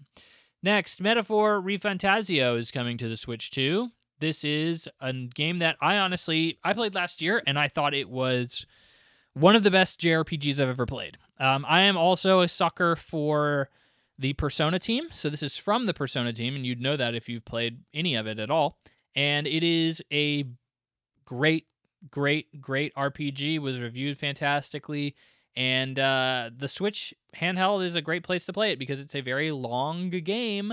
And not only is it a very long game, but it's broken up into little bits. So like you can go in and do a dungeon raid one day, or you can go talk to your companions one day, and that's something that I think lends itself to a handheld format very well. Of like, well, I'm just on the bus right now. I'll just pull out my Switch 2 and play one day of Metaphor ReFantazio and call it. And like, I think that's great. So I think that series in general is a very good handheld game. Next, Minecraft is coming to Switch. Yep. Okay, cool. Next, Partner Showcase highlighted 11 games that are coming to the Switch. Say it with me. Atelier Caria? Probably Caria. I don't think that's a new announcement, and I guarantee you it's coming to other platforms. Warhammer 40k Space Marine 2. Okay. Observer System Redux, DayZ, Metal Gear Solid Collection V2, Rise of the Tomb Raider, Tales of Eternia Remastered, SnowRunner, Fitness Boxing 3, Everbloom, and Final Fantasy 14 Online. How many of these games are exclusive to the Wii or to the Switch? Probably just Fitness Boxing 3. The rest are old games, or games that are coming out on other platforms simultaneously. So, like, Warhammer has been out for a few years now. I know DayZ has been out for many years. Final Fantasy 14 Online. It's just, what this shows to me is Nintendo has no issue. It's like the Switch 2 and the Switch are quite possibly the best business decision I've ever seen in my entire life. We can just charge mother effers for the same game that they already own at full price in perpetuity. They'll play it on one platform. They'll play it on PC or PlayStation or something, and then we'll release it 2 years later because our hardware can't handle it, or we'll release it on the whole nother generation years later because our hardware can't handle it, and then we'll just charge full price for it. What the frick? That's the craziest nonsense I've ever heard, but it clearly frickin' works. People are just paying for the portability aspect of it. That's all it is. And I don't even think people eventually get around to playing half of these games again on their Switch. It's literally just like, I have the promise of being able to play this game handheld now. And I mean, that's just not going to work out for Nintendo forever because Sony has already been heavily rumored to be having a handheld version of their PlayStation 6. So a PlayStation Portable, which if I can have it on my console and day one and my handheld day one, why would I buy on Nintendo? Like, that just doesn't seem like a smart idea. And then PC handhelds are starting to become, they're still very niche and don't sell a lot, but they are now like a portion of the market. And it's like, why would I buy a game on my Switch when I can have it on a very high-powered PC gaming handheld? Like, I feel like Nintendo's niche of being this handheld gaming platform, that's coming to an end. Very slowly but surely. People are seeing, Nintendo is making a lot of money just doing nothing but re-releasing 5-year-old games on their system. Like, maybe we should stop that. Like, I think it's kind of insane how it just seems like the Switch's entire catalog is bolstered by just all these old releases that people are somehow still excited to see coming to this. Next, this was probably the biggest showing for me at Nintendo, but gosh darn was I underwhelmed by it. Excuse me. Kingdom Hearts 4 was shown yet again at the Nintendo Direct. That's right. That game that just kind of disappeared for a while, and we didn't know where the heck it was, but it was in development. It's around. That's right. So they showed off Kingdom Hearts 4 again. And what did we really learn? Really jack all. It looks like combat is still the combat that we saw when it was revealed, and very similar to Kingdom Hearts combat. We saw characters, some of which are familiar, most of which look like random freaking characters that I have no idea have anything to do with the game. And knowing Kingdom Hearts, I probably will be confused when I find out why they're significant in any way. This just felt like a very underwhelming reveal. I think the biggest and most interesting thing in this entire reveal is it's coming to Switch 2 day one, which this has been such a hardcore Sony franchise since day one, like Kingdom Hearts 1 way back in the day, that the fact that Square Enix has taken a hard stance on, we refuse to put anything on an exclusive platform anymore. We learned our lesson. People don't buy as many copies when it's not as available on other platforms, which is, hey, that seems to be how math works most of the time, right? But in this case, yeah, it's going to be coming everywhere all at once, which is great for everybody, right? I'd rather more people be able to play it, sure. But in general, I mean, I didn't get a release date. I didn't get like significant gameplay showing me anything more than what I've already seen. I really feel like in order to be really excited for Kingdom Hearts, you need to see Disney Worlds. Where am I going? Like, where's Luke Skywalker? That's the only thing that's going to actually make me super hype. Like, right now, I really have no idea what this game is about. I have no idea if the combat's been improved. I have no idea what's going on. It's just Kingdom Hearts is still around, and it's still in development. And it's like, that's cool, but I don't know. It doesn't feel like a very interesting reveal other than the fact that it's still alive. Like, I think it was 4 years ago that they initially revealed this game. So I don't know. As a Kingdom Hearts longtime fan and somebody who has a very deep nostalgic connection to Kingdom Hearts, this did nothing for me. And I think if you do say this is a really big deal, it's because Nintendo's the people showing it, which is interesting, and it's because it's just alive still. And you're that much of a fan that you just genuinely only care about it just being alive, which, hey, good for you, I guess. Next, Kingdom Hearts 1.5 and 2.5 Remix, along with 2.5 Final Chapter and 3 and Remind DLC, all coming to the Switch as disc copies and hard copies. So currently on the Switch, the original Switch, you can only play the cloud versions of the game. So if you're unfamiliar with cloud versions, it means you don't even own a digital copy. You are porting into Square Enix's servers and you are playing a copy of the game on their machines, and they are just streaming the game to your console. So you're basically watching a video of somebody else's computer that you're remoting into, if that makes sense. In this case, they will be removing those copies. And that is even if you bought them. So if you bought a cloud version of a Kingdom Hearts game on the Switch, you will no longer have access to it. I think June 2027 is what they announced. You can still play it. They are removing it from purchase in the next couple of weeks. And then you'll have about a year to be able to play it at all. And after that, you will have no access to the game at all. That purchase you made, gone. Ephemeral. Doesn't matter. You will get a 50% discount on the new versions of the game, which are the exact same version that you bought when you bought a cloud copy. What the frick? That's insanity. That just shows, like, never buy a cloud copy of anything. Not only that, but, like, it shows how horrific digital ownership in general is. And I feel like we are moving towards a more digital, or not even digital, but probably a more cloud-based system of ownership. I think game rentals, like something like a Game Pass, will basically be trying to push, you know, hey, just download this app on your smart TV and you can play games just streaming them. And at that point, you're never going to own a game. And maybe that's okay. It's like you probably don't own most of your movies.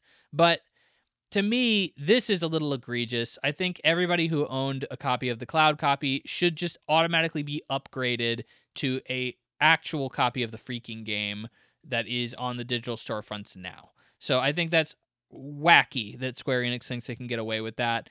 And, hey, but nobody's going to complain about it. We're just going to kind of let it slide. So, whatever. It's Kingdom Hearts. Hey, Mickey Mouse is in it. So that's all I needed. Next, and finally, the final reveal of the Nintendo Direct.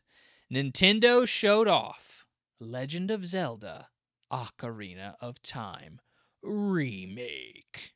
Yo, big deal. Big deal. Everybody loves Legend of Zelda Ocarina of Time, right? One of the greatest games ever made, right? People's nostalgic childhoods are wrapped up in this game, right? Well, it will be coming out in 2026, and we learned basically nothing about it. It's what is the gameplay like? Is it a full up remake? Is there new content? Who knows? This is all speculative at this point. It doesn't really matter because all we were shown was like basically a singular frame of Link, and the art style looks okay. I mean, I'm not going to sit here and tell you it looks like the most beautiful game ever. I understand what they were trying to go for. Like, it looks like they tried to take an artistic representation of N64 graphics. So it kind of looks a little cartoony.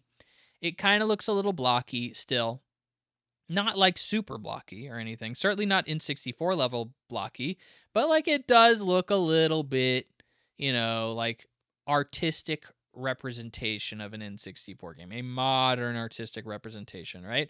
So I'm not going to sit here and tell you the game looks beautiful. I'd say the most interesting thing to me is it seems like this game will have voice acting. That's a big deal. I think Nintendo games, specifically Zelda, has needed significant voice acting presence for a long time. Obviously, Breath of the Wild and Tears of the Kingdom had voice acting, but only for very limited cutscenes within the game. In this case, I hope it's way more expanded. I hope everything's fully voiced, to be quite frank. And if that's the case, I'll be pretty satisfied with that. I feel like Nintendo has to be moving in that direction with the Zelda series. But in general, this was a pretty lukewarm reveal for a game that we already knew was there because it was leaked. It's like corroborated by many different journalists. Oh yeah, this exists. Like, I'm surprised that we didn't get more information about this game. I don't think this is anything to worry about by any means, but I honestly don't think it's anything to be excited about either. I think the leak really took away a lot of the wind from this reveal. I think I'd be sitting here being like, that's really cool that they revealed the Legend of Zelda Ocarina of Time remake at this direct. That's really cool that they're making it. That's great. If I had never seen a leak. Because this leak was so obviously accurate, I don't know if I was really that excited by it. Like I said, I had my friend at the beginning. I kind of foreshadowed that he was watching specifically only for this reveal. And even he, a guy who his favorite game of all time is Legend of Zelda Ocarina of Time. He can't wait for, like any announcement for this. He was like, bro, what a waste of my freaking time. Like, when he told me that, I was like, oh, dang. That is not a good way for people to be responding to your video game. Absolutely not. So he was like, bro, F this game, or F this Nintendo Direct. Like, I don't care about indie games. I don't care about ports. Like, I just care about Ocarina of Time. And they basically showed me freaking nothing. Like, I don't even have a release date. Still 2026? Brother, how much ambiguity do you need around the release date? We have 6 months left. Why do you need to tease me on a release date? Come on. Why do I not get to see anything other than just a teaser trailer? It feels like this should have been a much bigger bang of a reveal, and it just simply wasn't. So, going back through this Direct, the most watched Nintendo Direct of all time, the most watched Nintendo Direct at this Summer Games Showcase. What do I believe about it? I think it was a meh showing. I think it's okay. I think, hey, it's great to see Kingdom Hearts. I didn't see anything that blew me away. Hey, it's great to see Ocarina of Time. I didn't see anything that blew me away. Hey, it's great to see all these other games. Nothing new was shown. Very little new content was shown, very few announcements. Most of this showcase was, hey, this game that came out a year ago, 2 years ago, several years ago, it's coming to the Switch. It's not going to run like garbage anymore from your Switch 1 version. We're going to have a Switch 2 version of it. Okay, cool. Thanks. Glad I get to rebuy a game that I played years ago to have it just run better portably. That's literally the only reason you would do that. Like that to me is a normal thing with Nintendo Directs, but because Kingdom Hearts was here, because Ocarina of Time was here, I feel like I see a lot of people going both ways on like, oh no, this Direct was amazing. It's one of the best Directs ever. And a lot of people being like, yo, this Direct sucked. And it didn't really have anything worth noting and worth really getting excited about. And I think that if you are getting excited about the things that were shown at this Direct, great. You are getting excited for an idea. You have no proof that any of these games are going to be fantastic. That's the problem. And I don't like getting excited for an idea because I've been excited for many ideas over the course of my video game career. I have been excited for many cinematic trailers that I am like, oh yeah, that looks like a great game. And then I find out, oh, Watch Dogs isn't really like this, is it? It's really not as good as the cinematic trailer made me think it would be, because it just kind of is an idea of what the game is supposed to be, not exactly how the game plays. And I am way more skeptical than I used to be as a bright-eyed, bushy-tailed young gamer who would just be excited about any game that could possibly be coming, and the possibilities of the medium and what people were doing with the games they were developing. I am far more cynical. And when I look at a game and it does not show me gameplay, I'm not going to say that game is bad, but I'm going to say, look, I don't know. I can't tell you it's good. I can tell you the idea seems nice, but I can't tell you the idea is going to be executed well. I don't know. And I don't know. Like, I think Kingdom Hearts 3 is probably worse than Kingdom Hearts 2. But, like, does that mean Kingdom Hearts 4 is going to be worse than Kingdom Hearts 2? Or worse than 3? Or better than 3? Like, I don't know. I don't have enough to go off of. Because I thought Kingdom Hearts 3 looked pretty good in trailers. And then, I played it and I was like, oh, yeah, there's some significant issues with this game. It could have been better. Like, there's some problems that I wish that weren't there. And that's kind of where I'm sitting with this Direct. It's like, yeah, there was some great stuff shown, but I didn't really feel like I got any concrete idea of what exactly it was, So I don't know. I'm not particularly enthralled with this Direct. I think if you are, again, you're really looking through an optimistic lens on like everything here will be good, and that's great. And I'm glad that you look at the world in that way, and I wish I had that kind of excitement. I've just simply been burned too many times. So at this point, I look at this Direct and I say, this was mostly ports, and it was the announcements for new games that I saw were not that great. So they didn't show me enough. So I feel like I give this Direct like a C. Like I'd probably say a C plus, maybe something like that.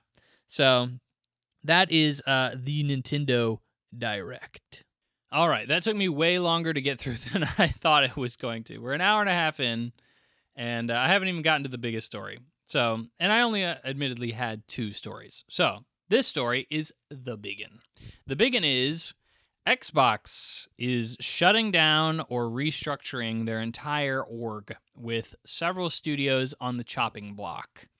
They're currently in active negotiations at the time of this recording to potentially sell themselves or buy themselves out or find a potential buyer for them, they're basically dead to Microsoft at this point. They already know the end is here. So let's rewind a little bit. Okay. So that is our ultimate end goal of this particular story is several studios are going to be shut down. So we've spoken a lot about Microsoft in the past few weeks, months, even years on how they have been flailing, have been making a bunch of questionable decisions, to say the least. And here we are, the inevitable response, I think, to some of the decisions that were made. So we're going to start off with, as of last week, a letter, specifically Bloomberg reports that Xbox will be going through significant layoffs and restructuring. Asha Sharma, the head of the Xbox, president of Xbox at Microsoft, has a letter that she shares to the company, which they then post for public viewing because they know it's going to leak. So they just go ahead and throw it out there. And she says, quote, excluding Activision Blizzard King, over the past 5 years, we've spent over $20 billion on ongoing investments in our content, platform, and hardware subsidy, but our annual revenue has declined nearly $500 million during that time. Going forward, this cannot continue. That is already an incredibly ominous statement that if I was employed at Microsoft in a gaming studio, I would be shaking. That would send a chill down my spine because the instant I hear that, I hear, oh, they think our games are effed up. Like, they don't think our games are producing the return that they want, and they're going to get rid of some of us. She then goes on to say, quote, we expanded our studio system when we needed a pipeline content to meet multiple strategies across subscription, streaming, and devices. In the process, we have found ourselves overextended as we executed on changing strategies in a landscape of more readily available content. Uh-oh. If you already didn't think your job was on the line as a developer at Microsoft, guess what that sentence means? That statement specifically means, oh, we're going to have to cut heads. We have too many studios. We bought a lot of studios thinking we were going to need them, and we don't think we need them anymore. That's what it comes down to. Uh-oh, that's not good. So everybody's looking out, and they're like, oh, frick. Clearly, Microsoft is going to let heads roll. Only a couple of days later, Xbox studio boss and X-Rare studio head Craig Duncan resigns, leaves after 18 months in his position as a studio boss. Uh-oh. Guess what that means? It means he doesn't want his name on the stain of all the layoffs that are about to happen. Typically, when you see an executive that high up in that portion of a company leave, you get one thing. It is them saying, I don't want this on my resume. I don't want to be here when this happens because people are going to say I was responsible for it. And when it's layoffs and you're like, F that, I don't want that on my resume, that means they are going to really freaking cut people. They're going to cut a lot of mother effing people because you don't just leave when they're like, oh, we're going to cut 100 people. When they're like, we're going to shut down multiple studios, that's when you probably start looking around and you're like, I don't know, like I don't want this on my resume. So he bails. Satya Nadella does an interview and he says, YouTube is monetizing their content better than Microsoft does. Oof. He's very frustrated with the amount of money that Xbox is pulling in. And I don't have any choice quotes from him like I did with Asha because he basically just kind of generally states, hey, Microsoft has been putting in a lot of money into Xbox, and it has not seen the returns that we want from it. And he specifically is like, you cannot blame us for saying we have not put money into this freaking part of the organization, because we have. And the fact that it has not turned a profit, there is a freaking problem, and I'm getting a little sick of it. I have been very, very patient and very, very generous with Xbox, and they have not done what I want them to do, which is make me money. Why haven't they made me money? So you may be wondering, like, what the frick is he talking about? YouTube monetizes their content better than they do? He's specifically talking about Minecraft. So essentially, YouTube is probably, and most certainly likely, is making more money off of Minecraft YouTube videos than Microsoft is making off of Minecraft, which is pretty effed up. Like, when you think about it, yeah, that is a weird situation to be in, that Minecraft is probably making YouTube more money than the people who own it. Like, that is a weird situation. So,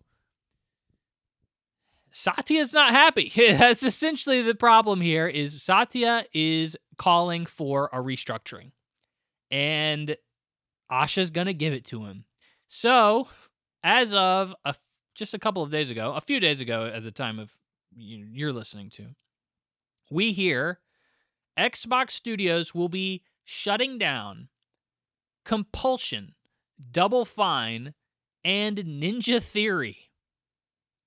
So, I should clarify. They are not being shut down. They are in active talks with Microsoft right now on what their future is. But the talks are not about if they get to live. Like, they are dead. It is a matter of, hey, can you buy yourself back?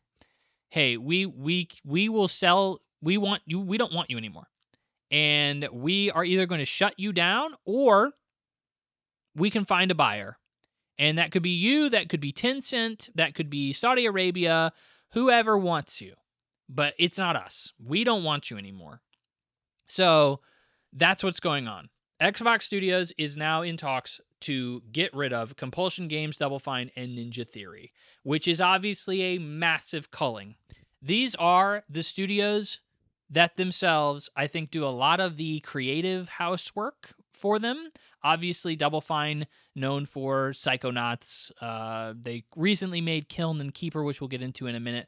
Ninja Theory, obviously, Senua's Sacrifice, or Hellblade, the Hellblade series. Compulsion Games recently made South of Midnight, which was I believe, a Peabody Award-winning game, something like that. But all of which are considered to be very artsy, interesting, creative projects, right? So they can still buy themselves back, but it's going to cost them a lot of money. Probably more money than these studios have in their banking account, because they don't need a bank account, because Microsoft gets all of their money because they own them. So as a result, they will probably go into significant debt, and they will probably have to lay off a lot of people at these studios. So it's really in no way ever is going to come out in a very good situation.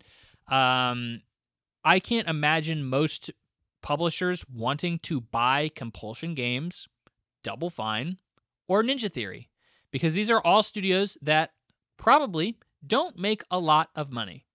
And that is probably something that most studios won't want to buy, or publishers won't want to buy. So I can only imagine the only people who could possibly want these are like Saudi Arabia, Tencent, something like that, which I'm not particularly happy about that happening either. So there is no good execution on this. There is no end game that is good. This also comes 1 week after Senua was announced by Ninja Theory at their Xbox Direct. Wow. You announce a game, and then less than a week later, your employer wants to shut you down. That's a fun week, isn't it? What? Talk about a roller coaster of emotions. Well, in this case, this specifically Xbox said, well, like, why would you? Let's be real. Why would you announce a game just to shut the studio down? It sounds like you probably should just not announce the game? Does that not seem kind of cruel? I mean, it kind of does, right? Well, Xbox came out and they said, well, the reason we did that was to show it off to potential buyers. Potentially, a new investor could come in and buy the studio because now they think, oh, Senua looks pretty good. Well, we don't want it, but you could have it. And that's kind of still effed up. It's so I guess let's rewind just a second. I think it is different than what I'm used to seeing with studio closures. So, in a lot of situations, you would say, why are these people being shut down? And that has happened a lot recently. Like Bluepoint recently was shut down by PlayStation. They weren't given the opportunity to buy themselves back. They weren't sold to another studio or publisher. They were shut down. Same thing with like Tango Gameworks. They were shut down. Now, admittedly, another publisher came along and bought them and gave them all homes again, but that was months later. And that was not an initial thing, and they did have to shut down for a period of time. In this case, why do companies do that? You know? And the most normal answer I get from most industry analysts is they don't want other people to have it. So just because they don't want it doesn't necessarily mean it couldn't be valuable to somebody else, and therefore they don't necessarily want a competitor to pick up Double Fine, and then Double Fine makes the biggest game of all time, and then Xbox is sitting here like, well, frick, we could have had that, and now our competitor has that. It's really better to just freaking kill it, and now we don't have to worry about that anymore. So from a business perspective, most of the time, shutting down a studio, especially for a company as big as Microsoft, it makes the most sense. So yeah, you could get a lot of money back on your purchase by selling it to someone else, but in the end, the opportunity costs of doing that is typically not worth it, and helping your competitors out is probably not worth it either. So just freaking snuff the thing out. That's essentially the answer I get most of the time. So Microsoft even being very open about, yeah, dude, we would really like to sell you to somebody else. Or we would really like to allow you to work independently if you can buy yourself out. I think that's honestly an olive branch that I don't normally see from major studios that shut people, or major publishers that shut studios down. So in that way, I'm very surprised that these studios have any opportunity to live on. So Microsoft should be getting at least half a point there. So the fact that they're like, oh yeah, well, we put out Senua to show it off to potential buyers. Yeah, that's still kind of effed up in a lot of ways, but it also, at least they're not just immediately shutting them down. They do want to sell the studio off to somebody. Like, that is ultimately their goal. So that's cool. It was very funny. I was watching an interview with Matthew Ball, who's now like head strategy or something of Xbox. He was a recent hire by Asha. He used to be an industry analyst, and he came out and he was doing an interview, and he'd only been employed by them for like 4 days or something like that. And he was doing an interview, and the interviewee asked, "Hey, well, why are you guys like still putting Senua on multiple platforms, but you're not putting like Gears and Clockwork on it? Like, those seemed like you could easily make Senua. Like, you hadn't even announced Senua yet, so you could easily make that a console exclusive." And he said, "No comment," and kind of like smirked a little bit and was like, "I know something you don't know." And yeah, we didn't think the thing we didn't know was like the studio was getting shut down in like 5 days. Like, that was not what I assumed the no comment meant. But it's just very funny to see how the messaging around this whole thing has been, which is not very good. These are not the only studios that are in potential talks to be shut down. Specifically, Arcane has been thrown out as a name that industry insiders are like, oh yeah, Arcane, they may be next. Arcane, the makers of Dishonored 1 and 2, and what was it? Deathloop, and also their most recent game, Redfall, which may be the reason they're on the chopping block. Not only that, but Dishonored has never been like a massive seller. The first game sold well, but the second game did not. It was a massive drop off between 1 and 2 for some reason. I think honestly, a lot of people saw Dishonored as it was advertised very well, and then when people got into it and saw it was like a like a sim game, they were like, "Oh frick! Like this is not the kind of game for me." And I think it scared off any people who bought it the first time. They didn't want to play it in the sequel. I think Dishonored 2 is way better than Dishonored 1, but still. Um, Deathloop, I think, probably sold well, but not like great. And then you have Redfall, which is just such a big stain on that studio that I don't think they're gonna come out of it. I think it's easily one of the people that I would look at as a Microsoft accountant, bean counter, and I would start looking at that and say, oh, yeah, Redfall? Yeah, maybe we should shut them down. We've shut down bigger and better studios before. So speaking of that, all of these studio closures, like you can be mad all you want. You can say, oh, I love Double Fine. I love Ninja Theory. You probably don't love Compulsion Games because they've never really made a great game. But you can say you love all those other studios and you love all their games or whatever. But I actually think that a lot of this makes sense financially. So let's go through it, shall we? These studios were all acquired in 2018 when Phil Spencer went on a spree, a financial spending spree, bought up a bunch of studios. Double Fine, ever since being bought by Microsoft, has put out 3 games. Technically, the first one is Psychonauts 2, which I will not include as one of the games because that game was basically done when Microsoft bought them. They had gone through many rounds of Kickstarters and everything. Microsoft put nothing into that game, and they got Psychonauts 2, which is a great game. But it had pretty much been finished by the time they were acquired. So the 2 games that Double Fine has put out within the past 6 months, mind you, of the past 6 years, is Keeper, which is an 80 on Metacritic, and Kiln, the multiplayer pottery game, which is a 66 on Metacritic. Both of these games debuted with less than 200 players on Steam. Both of them. So nobody bought it. And you could be like, oh, well, Game Pass obfuscates the number. We really don't know. Probably most people played it on Xbox Game Pass. I'm sorry, brother, but 200 copies on Steam. If you're saying every mother effer who on Game Pass, if they own Game Pass, played Kiln and Keeper, maybe you got a point. But I don't think they did. I think those games were sent out to die. There was no marketing behind them.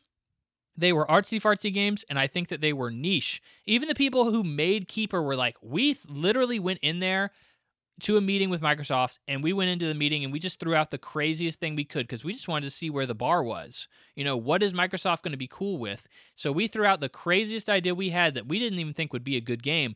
And they said, yeah, green light, you got it, whatever you want to do. And we made Keeper. And it's mid as frick, and nobody wanted to play it, and nobody did. And it's like, oh, frick. What the frick, dude? Why did you do that? But these games have not sold well. They have not sold well at all. And they have not been reviewed well either. Killing it at 66. So I would be looking at Double Fine. I'd say their games aren't selling. And they're not even being reviewed very well. They're not winning awards. So what did we buy this studio for? Especially if we want money. If we want money, why do we have the studio? Next, Ninja Theory. What have they made since being acquired by Microsoft in 2018? Well, I'll tell you their first game. You probably don't remember. It's Bleeding Edge, a multiplayer game, a 66 on Metacritic. Ooh, not a good start, is it? And then Senua's Saga Hellblade 2 at an 81. Which is lower reviewed than the first game, and I played Senua's Saga 2, and I think it sucks. I do not like it is highly disappointing, considering I enjoyed the first game. I think it's nowhere near as good. So, you have Bleeding Edge, this thing that probably bled money and did not review well, and then you have Senua's Saga, which is, yeah, sure, an art piece, but honestly, I think the sequel was not as good, and I don't think anybody played it. I think very few people play that game. Yeah, it seems like a pretty good, like a pretty good studio to kill. Next, and easily the best case for any closure, Compulsion Games. Compulsion Games, which you may know from We Happy Few and South of Midnight, which We Happy Few is why Microsoft bought them. The trailer for We Happy Few was a cinematic trailer that looked a lot like, it had a lot of BioShock vibes to it. It was a great trailer, fantastic trailer. We Happy Few was a horrible game. It was a 62 on Metacritic. It came out broken. It came out with horrific design decisions. It was like a roguelike scavenging survival game. It was not good. It was not good. Even after Microsoft gave it plenty of money to try and fix it, it never really recovered. It was always a bad game. Next, of course, was South of Midnight, which just recently came out and is a 77 on Metacritic, which, hey, is the highest rated game Compulsion has ever made. The other game they made was Contrast, which was in the 60s as well. So, not a very good track record for even making a game that reviews well, yet alone sells well for Compulsion Games. South of Midnight, I am a defender of. I think the game is good. I think it's an 8 out of 10. It is also probably in a very forgettable 8 out of 10. I played the opening hours of it, and I thought it was good. I probably liked it more than a lot of critics did, but still thought that it was not anything to write home about. So Compulsion Games, I'm sorry, there's no argument here. I feel like you can say, oh, well, South of Midnight won a Peabody Award. It's an award-winning game. I'm sorry, bro. It's not a game that's going to sell gangbusters. It's not going to sell gangbusters, and it's not going to be a game that people are going to be excited to play, and it's not even going to review well. So, what's the point of keeping Compulsion around? There's not one. So, you have these three studios that have really not made a game that's reviewed well since you've bought them, not made a game that has sold well since you bought them. Most of these studios have made games that are outright failures in every regard. Double Fine with Kiln, Ninja Theory with Bleeding Edge, and Compulsion with We Happy Few. So you have a triple threat studio combination here that really has a lot of reason to be shut down. They're not making you money. They're not drawing you Game Pass subscribers. They are not making good games. So why in God's name would you keep them around? The answer is, well, to produce art, to invest in something that could one day be great. And I think with Compulsion Games, I don't think you have a shot there. I think the studio's been flawed from the jump. I think with Ninja Theory, you certainly do, but you need to hone in on them. And you need to say, hey, this is what you're good at. You need to freaking stick with that. You need to really have some people keep a close eye on them to make sure that they're doing what they need to do to be successful. And then Double Fine, oh my gosh, absolutely it needs oversight. Clearly needs oversight. I don't know how they've honestly lasted this long. And so, by the way, Double Fine has been a studio that has had financial issues for a very long time. Double Fine makes some very creative and interesting games. I'll be the first to say that. I love Psychonauts, one of my favorite games ever. I love Psychonauts 2. I love Brutal Legend, and that's a game that I think is very divisive and has a lot of flaws. But like when Double Fine hits, they hit well. And they make some really cool ideas and some really great games. But they make a lot of games that nobody gives a frick about, that people don't think are fun or are interesting, and they're smaller in between titles. And some of their even big titles people don't give a frick about. Psychonauts notoriously failed when it released. It was a massive failure. So, I mean, there's a reason Psychonauts 2 took, decades to develop. It wasn't because it was an active development. It's because they couldn't find anybody who wanted to invest in the idea. There was no money behind it. So, I mean, they make a bunch of niche games, and most of them don't sell very well, and some of them aren't even fun. So Why would you keep Double Fine around? I think it's an incredible investment that they are in an incredible statement that they even bought them in the first place, to be quite frank. So these are all obvious. I think Arcane looks pretty obvious too. If you're looking around, what does it mean? It means moving forward, all Microsoft cares about is massive IPs. Massive IPs. That's all we care about. If you are a game that is a big deal, then you're going to stick around, which is Elder Scrolls, Fallout, Halo, and Gears. And let's be real. Looking at that list, who the frick cares about Halo or Gears anymore? Like, they have done a very good job about diminishing any excitement that anybody really has for these series. Halo has been mismanaged. I think most hardcore Halo freaks will tell you, like, who really cares about Halo now? They care about maybe Halo 2 and 3, but they don't care about the newer games. Halo 4 and 5 and Infinite. Like, who's really talking about those? Who's, like, looking at those with rose-tinted glasses? Those are some of my favorite games ever. Nobody. Gears, where has Gears been? It's been absent for many, many years. Not only that, but 4 and 5, I think, were met with, like, oh, yeah, it's another Gears game. I don't think anybody was particularly enthused with Gears 4 and 5, and I think EA looks like kind of more of the same. It really looks like another Gears of War game, which, hey, maybe isn't a problem, but it's certainly not going to bring you back to the forefront of the console wars. It's just, oh, more of that. And then Elder Scrolls has been in, oblivion, no pun intended, for the past 8 years. It was announced, and then we haven't heard a peep of it since. Fallout, I think, has always been Bethesda's, like, B tier, like, RPG series, but with the new Fallout, like, television series, it's become a huge success. So, what else do they have? So they have 4 series, 2 of which they bought. Technically, they bought all of Activision, but all of Activision, guess what, is all multi-platform. Activision is producing nothing for them that is unique or exclusive to them, because you're not going to make World of Warcraft a console exclusive to Xbox, and you can't make, they're legally not allowed to make Call of Duty a console exclusive to Xbox.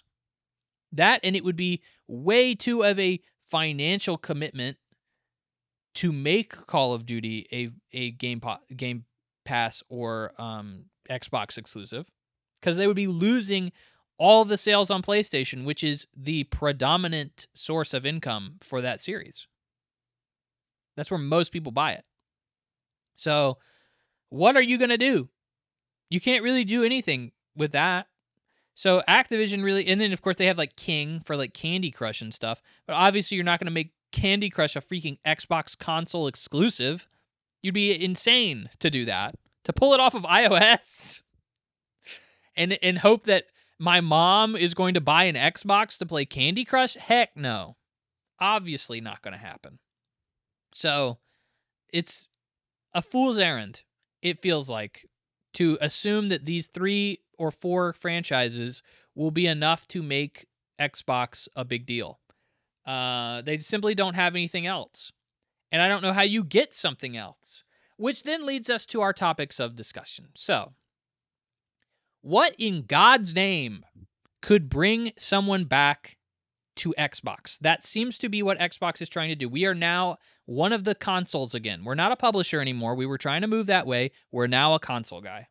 We want you to buy our console. These games are going to be exclusive to console. So you need to come to us and you need to buy our console in order to play them.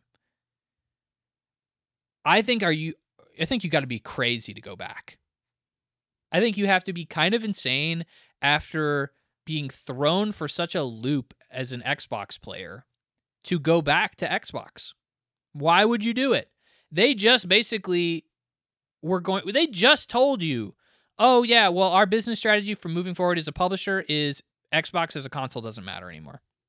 So everything you've invested into this ecosystem does not matter anymore. You really should have probably just bought a PlayStation from the jump or gotten a PC, because, like, really, this is not our main focus. It's really just producing the games and Game Pass. I can't even imagine if Sony did that.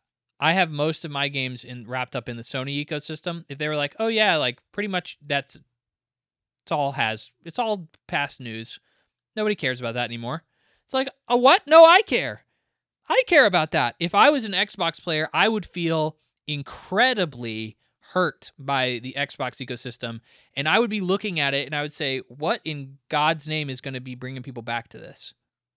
And I think the answer is there's not a very good answer. Are you going to go back to play Halo, which is far beyond its glory days? Are you going to go back to play Gears, which just seems like more Gears? Are you going to go back to play Bethesda games, which we have to assume are still going to come to PlayStation as well? Because Starfield did not do very well. I think Starfield bombed. So, or at least comparative to what they were expecting from a Bethesda like space RPG, comparative to Fallout or Elder Scrolls, which are both massive successes. I can't imagine an incentive that would bring people back to the platform. There just simply isn't one. Like, this exclusive pivot just seems like a half measure almost. Like is an exclusive truly what makes people buy a console? And I don't even know if that's true anymore. Like, really? When I look at like my PlayStation, do I look at my exclusives that I have for the PlayStation and say, well, that's where I got my money's worth? Not really. Like, I look at the exclusives are as a nice to have. You know, Ghost of Yotei was great. You know, Returnal's great. Ratchet and Clank is great. Do I think that most of my time on my PlayStation 5 has been with Sony exclusive IP? Absolutely not. They've hardly put out any this generation. So I've been playing mostly third-party games, indie games. That's where most of my value has come from with my console. But I can technically play that on any platform. Most platforms, at least PC, that's available to everybody. So is an exclusive truly what brings you to a console? I don't know anymore. Like maybe a Nintendo platform, that's about it. That's probably the only platform that can justify selling itself only off of exclusives.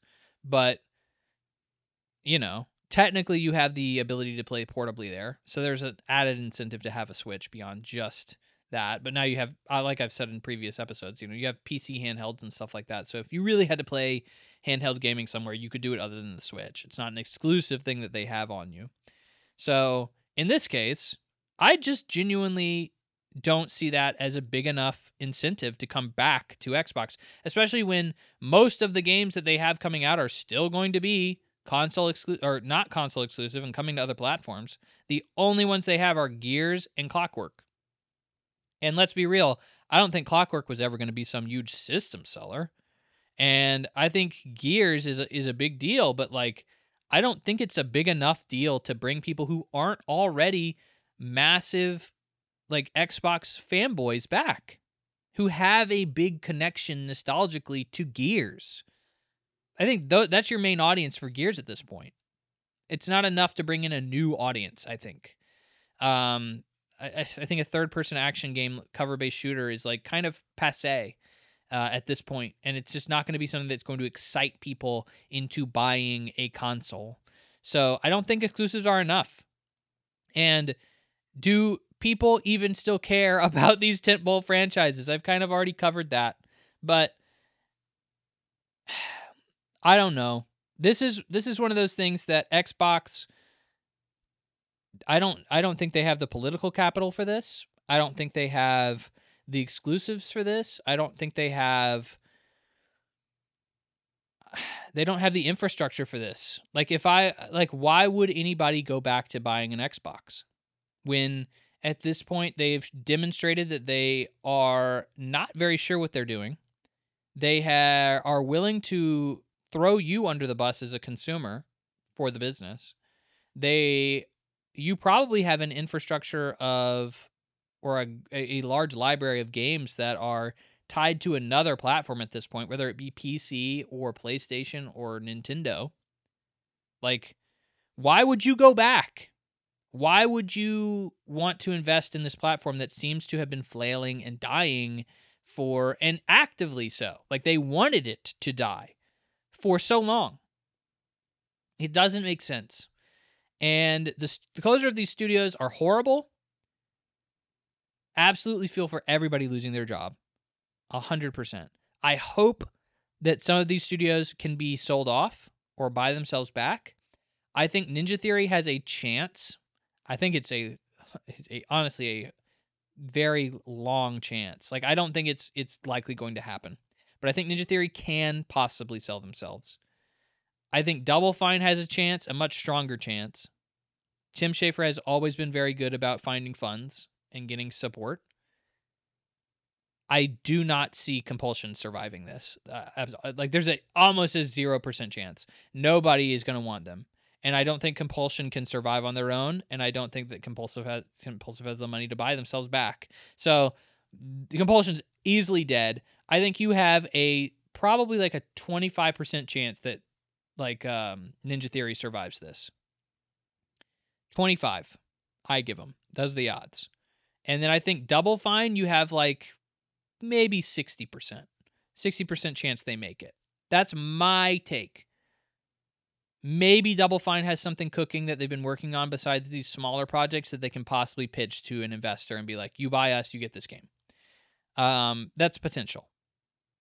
Or you give us enough money to get us on our feet, and then you get this game. That's a potential. But I think that most people are going to be looking at the reason why did Microsoft not want you? Well, because you didn't make money. Oh, well, I don't think I want that either. Why would I buy that? Like, that doesn't make sense. From a business perspective, why would somebody buy something that isn't making money and isn't demonstrated to make money? And it doesn't make sense. It doesn't. So I think these studios are going to have a long uphill battle ahead of them to survive. And I think more studios are going to be announced. I'm sure in the next hour or two before I upload this, somebody else has been put on the chopping block. I think Arcane is going to have a tough time. I think, they are really looking to downsize in a way that I think makes sense financially. Financially, it makes sense as a publisher or as a brand that wants to be a major competitor within the Xbox ecosystem, like the console system. Like, they want to be another major console. They want people to buy an Xbox. I don't know if they have what it takes anymore. I don't know if they can do that. And God be with them, man. I mean, I think competition is great. I think Sony was kind of honestly falling back and probably like laying on their laurels a little bit too much. And I think Microsoft really could have snapped them out of it. But I don't know. This is just such a horrible situation. It seems like it was inevitable when Phil Spencer announced they were buying all those studios. But unfortunately, that's where we lie. Is Xbox is getting rid of a lot of storied studios at this point, which is just sad. All right, enough with the news. Let's get on to impressions. So, I'm going to go through. I've been playing a bit of a little stuff, I guess. A little bit of a lot of stuff is probably the best way of saying it. I have finished a game, which is Baby Steps, which I'll get into in a minute. But most recently, I've been playing a lot of Steam Next Fest demos. Every few months, Steam does Next Fest, which allows players to play demos for games that aren't even out yet, which is really cool, and I like that a lot. So gives you a chance to try out some new games and see what's coming out on the horizon, and maybe wishlist a few of your favorites. In this case, I have not played anything that's really spoken to me. A lot of these are smaller indie games that I played, and I was like, I kind of got a feel for it, and I was like, oh, I know what that is now, and I know I don't need to spend money on it. I have a lot of other games I can play. You have to be a really special indie game to really kind of be up my alley, I suppose. Because there's just so many, like I said earlier, so many great games out there that it's hard to really justify spending your time on like a $15 indie game that's just like kind of a gimmick game.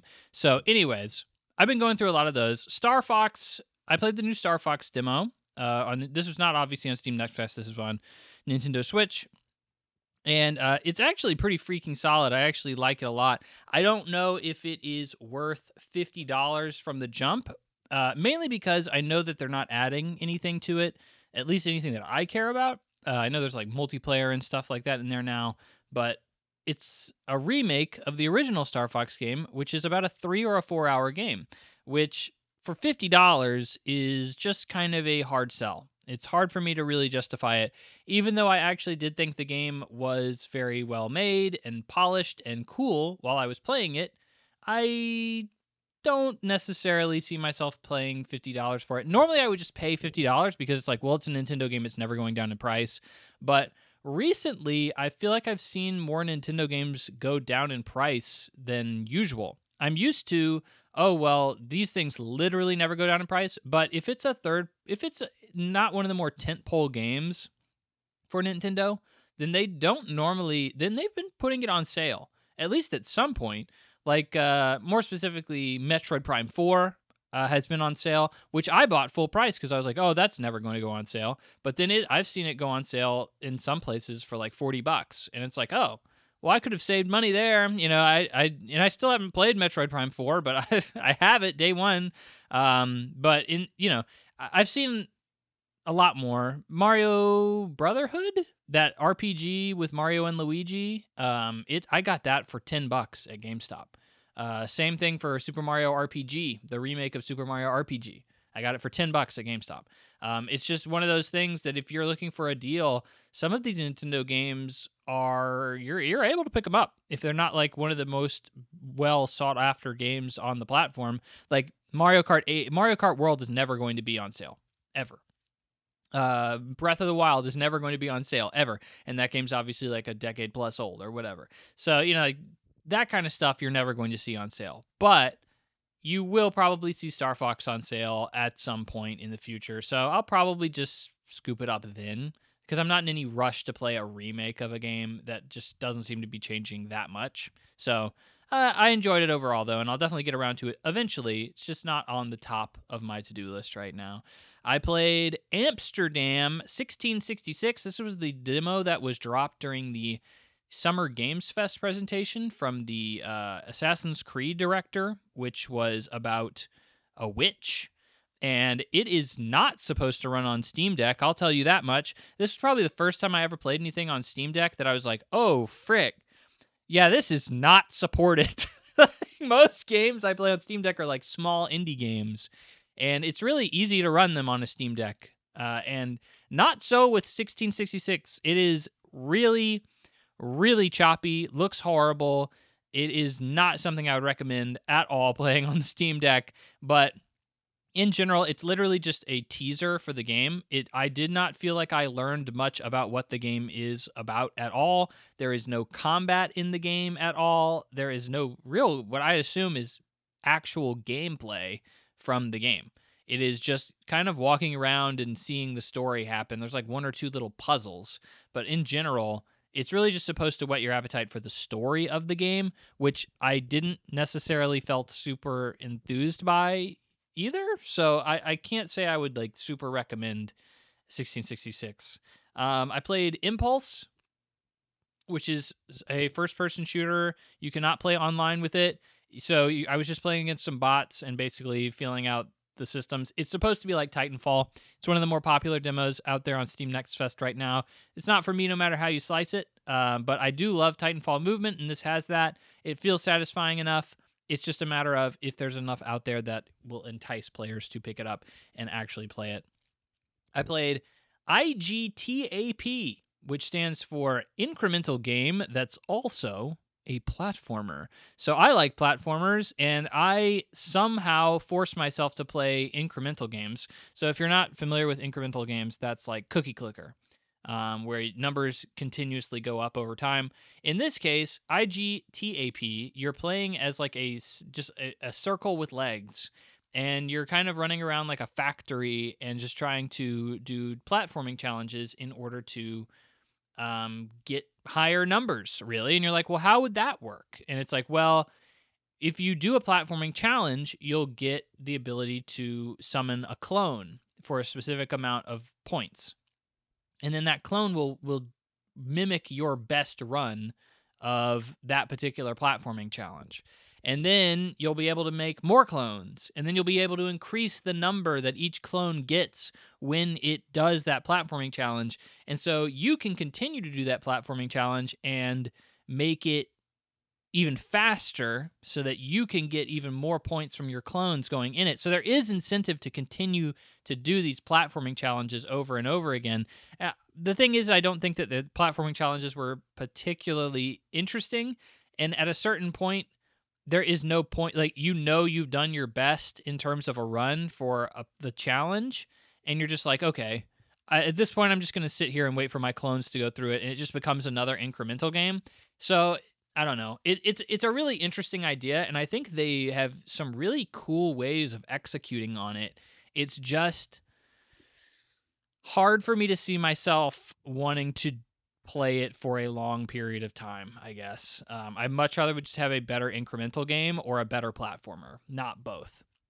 I played Penguin Colony. I saw Wario64 tweeting this out.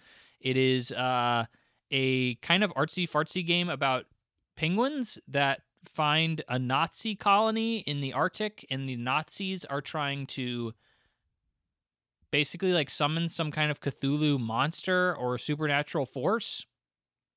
Cool. It is a very interesting demo. I didn't think it was very fun to playing as the penguin, but I did think that the idea behind it, the voice acting in it, is all really cool and interesting and well done. So I don't know how much I'll continue to play that, but it is an interesting idea nonetheless. Screenbound is one I am surprised did not click with me. It's a platformer that you play as a 2D and 3D space. And you're like, what the frick does that mean, Henry? It means you're holding like a Game Boy, and you can see your character through the 2D plane of the Game Boy, but you're also running around in a 3D platforming area, and some things are only interactable in the 2D plane, and some things are only interactable in the 3D plane. It's a really interesting idea, and it's something that I didn't think was executed on super well. It really felt like they had excuses for you to be looking at a 2D plane or for instance, in the 3D plane, some doors are just not visible. You can't see them. So the only way you can see the door is if you're looking at the 2D plane. And then you can enter the door because you know it's there. And in my opinion, that seems just forced. It seems ham-fisted as a mechanic that doesn't need to be there. And if that's all that it really ends up being, while it is a cool idea conceptually, if you can't do more than just, well, you're really just looking at the same thing twice in two different ways, then it's not really worth playing, in my opinion. So that really didn't click with me as much as I really wanted it to. I also played Truck Coon is Supporting Me from Another World. I am a big anime fan, so this immediately stuck out to me. This is a very fun arcadey racing game where you're running around and you are trying to run over people to send to an isekai world, so like a fantasy world, so that a girl that you ran over, because you are the truck driver in this game, because the girl that you ran over is needing to level up to fight the demon lord in this reincarnated world that she's in. It is obviously making fun of anime, specifically the isekai genre, which deserves to be made fun of, and it is very tropic. A lot of tropes within that particular series that float around the anime community. So it's very fun in that regard. But in general, it's honestly a really fun arcadey driving game where drifting is super fun and you're going over these massive ramps and loops and jumps and running over people and boosting into objects. And I really enjoyed it. I genuinely enjoyed it. It is run based. So like as you run over things, you get extra seconds added to the clock, and your run ends when you run out of time. I'm kind of anti-roguelike, and I'm kind of anti-timer. If your game is running on a timer, that's already like a turnoff. It's always been a turnoff for me since I was like a very young gamer. And in this case, that's like my biggest hang up. if the game was structured differently design wise, I think this game would honestly be one of my favorite games I played during Steam Next Fest. But in general, it's still very, very fun, and I'll keep my eye on it, but not like a must buy or anything, unfortunately. Next was Well Dweller, which is like a Metroidvania, very Silk Song esque, where you play as a bird. The bird is in a kingdom in which the queen she's hunted down all the birds and she's killed them all, and so this is the last bird family left. And honestly, the more that I played it, the more I enjoyed it. It seems like a really solid Metroidvania with good mechanics and fun traversal. And I'm not going to say it's going to be beating out Silk Song or anything, but in general, I actually enjoyed my time with it, and a lot more than I thought. And the art style's pretty nice, and the combat's fun, and I think that there's definitely something to look forward to here if you're really into big Metroidvania type games like a Silk Song. So definitely check out Well Dweller. Next was Valor Mortis, which you probably have heard of. It's from the director of Ghost Runner, and it is like you're playing as like a Napoleonic soldier, and like you're listening to Napoleon. That was like one of the big reveals at the Game Awards, not the Game Awards, Summer Games Fest this year, was that there's like some actor that I'm not familiar with that plays Napoleon within the game. So very cool there, I guess, if you like that actor. But in this case, it is a Souls-like / Bioshock game, and it is balls hard. I did get to the final boss of the demo, but I refused to beat the boss because I was like, it's been a pain to get to this point. I do not have the patience to fight this boss at all, especially when I already know this game isn't for me because it's so hard. It has Souls-like elements, so you're going from, one checkpoint to another, but you're going around and it's like you're essentially on the battlefield of a Napoleonic era war where you have a bunch of French soldiers' corpses just littered around the place, and then some of them are like zombies. And you get like Bioshock powers, so you get the ability to shoot flames from your hands, and you have most of your combat is via sword and parry and dodge. And enemies hit hard and they hit often. So you are always on the brink of death, and I died a lot in this demo. I've heard mixed reception to this demo, and in my opinion, it's just way too hard. It's just way too hard. So F that game. I'm not touching Valor Mortis when it comes out. No shot. Another one I played was Order of the Sinking Star, which is the Jonathan Blow game, which you may know from The Witness or Braid. It's his new game, which he is touting as like 400 hours of puzzles or some nonsense. Something crazy. Way too much content in here, and it's enough to scare me off. I'm also not smart enough to play puzzle games. I'm dumb as a rock. So I don't like puzzle games at all. I, however, do respect the design around Braid and The Witness. I think they're very well designed puzzle games, and the Order of the Sinking Star is no different. I genuinely, even as somebody who is not good at puzzle games and doesn't typically seek them out, I saw the potential within Order of the Sinking Star playing the game. You play as multiple different characters that all have various different abilities in moving things around. So like one guy, he teleports with objects, but only when he's looking at them. And then another one only pulls objects, and then another one only pushes objects but can push multiple objects at the same time. And you're working with these characters in tandem to try and get to the exits of various levels within the game. I never felt stumped, but always felt like the puzzles were challenging. And I always felt like I could do it, but I knew that I'd have to use my brain. And I feel like that's the perfect balance of what a puzzle game needs to be. Like, you don't have to pull out a pen and paper and really study the freaking thing in order to do it. Like, if you just try hard enough, you can probably get to the puzzle ending, and you can be like, oh, yeah, that makes sense. I understand why that worked. Yeah, that's a solid puzzle. I'm glad I figured that out. Like, I feel like that's the perfect puzzle balance. And for the demo, I felt like I was constantly hitting that rhythm with most of the puzzles in the game. So I think as long as you're into puzzles, this game looks amazing. Who knows if it'll actually hit 2026? Jonathan Blow says it will, but I don't know. You never know nowadays. So we'll see.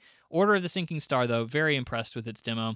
And the final demo I played, and I still have a couple of demos that I'm like trying to play as we're going here, but that I haven't gotten around to at time of recording. But in this case was Echoes of Aincrad, which is a Sword Art Online game. Oh my god. So Sword Art Online is one of those weird things where it's like, why has this not been made into a good video game yet? Because it's literally just a video game. Like Sword Art Online is literally an anime about going into a video game. Why can't we just do that? And for some reason, every Sword Art Online game that's been made has been garbage. They've never been good. Even I'm a reluctant Sword Art Online enjoyer. Certainly a flawed series, but a very popular one, and one that scratches an itch for me for sure in ways that I'm ashamed to say it does. And in that way, like the original game is so bad. Like I have a friend who's super diehard into Sword Art Online, and I was like, oh yeah, like at one point the game was on sale for like $3 and we both picked it up and we were both like, yeah, this is embarrassing. This is really bad. Like, I don't know why they thought, like, you had such a popular series and you had such an obvious setup for the series, like for a game. Why in God's name did you make it so bad? Like, how could you have dropped the ball that hard? And it feels like Echoes of Aincrad is the first Sword Art Online game where they actually are trying. It felt like every other Sword Art Online game was minimal budget, and they were just kind of pumping it out because it was an anime game, and no anime game ever has like a strong budget behind it. So like this case, it actually feels like that. Like you are playing as a character that is for the demo in the beta. So that is before the events of the main game. I'm sure it will eventually transition into the main game. But you're playing in the beta, and you're playing in Aincrad, which is where the game / Sword Art Online first season takes place. So it is more of a Dark Souls game. I thought the dungeons were way too long in the demo. I felt like they were going on and stretching on for way too long. But comparative to every other Sword Art Online game here, budget seems good. There is voice acting, English voice acting in these games that is pretty freaking good and pretty thorough throughout the game. The world you are going in feels like, oh, I'm actually in Sword Art Online, the game. Like, which is, I feel like the bare minimum you need to hit, especially when Sword Art Online is just kind of a generic video game in general in its setting. So I feel like it shouldn't be that hard to try and replicate like Aincrad from Sword Art Online. That doesn't seem like a very huge task, but they do that in this game. The combat itself is Dark Souls-ish, which makes kind of sense for a Sword Art Online video game. It's meant to be very brutal and deadly and, high intensity per se, life or death, which kind of strikes me as a Dark Souls kind of combat system. So I, in general, was very pleased with the demo as somebody who thought they have dropped the ball so hard with Sword Art Online. Am I going to play this game? Heck no. No way. This game still seems kind of mid. It still looks like maybe a 7.5, 8 out of 10 tops. But like comparative to the previous Sword Art Online games that were like freaking maybe 5s or 6s, this is way leagues better. The fact that they're making anything remotely consumable is pleasant to me. So that's every anime game ever made. It just seems to always be that way. Okay, now that we're 2.5 hours in, let's get to the main impression segment, shall we? And that main impression segment is about baby steps. Baby steps. I know you are just on the edge of your seat to hear me talk about baby steps, mainly because this was a pretty successful game last year. It is from Devolver Digital and from the minds of Bennett Foddy and some other developer who I forget the name of and didn't do Getting Over It. So Getting Over It is not the only thing that Bennett Foddy made. He also made QWOP, which you may remember from a browser game you played in the computer lab as a child, where you control a runner and your only keys are QWOP, Q, W, O, and P, and it's basically comedy games. It's games that are meant to be frustratingly hard and almost be goofy to control in their entirety. And Baby Steps is no different. where you play as a fat loser who is transported to a wacky world that makes no sense, and you must walk. You must walk to the other end of the world for no real reason other than just because, and you are controlling each individual leg of the character.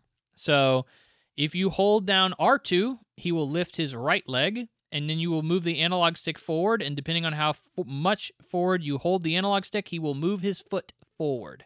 And then when you release, he will put his foot down. And the same thing for the left foot. And then you do that over and over. Every single step, you must press L2, move the analog stick forward, R2, put it down, R2, move the analog stick forward, put it down. Like, that is every single step in this game, and it is very precise. So if you hold the analog stick too far forward, he will fall. If you do not move the analog stick forward enough, he will not move. If you move the analog stick too far to the left or the right, he will get crossed up and he will fall. And you will have to stop, and you will have to realign, and you will have to wait for the player to get up. And it is meant to be incredibly obnoxious. It is meant to be incredibly frustrating, and it is meant to want to make you blow your brains out.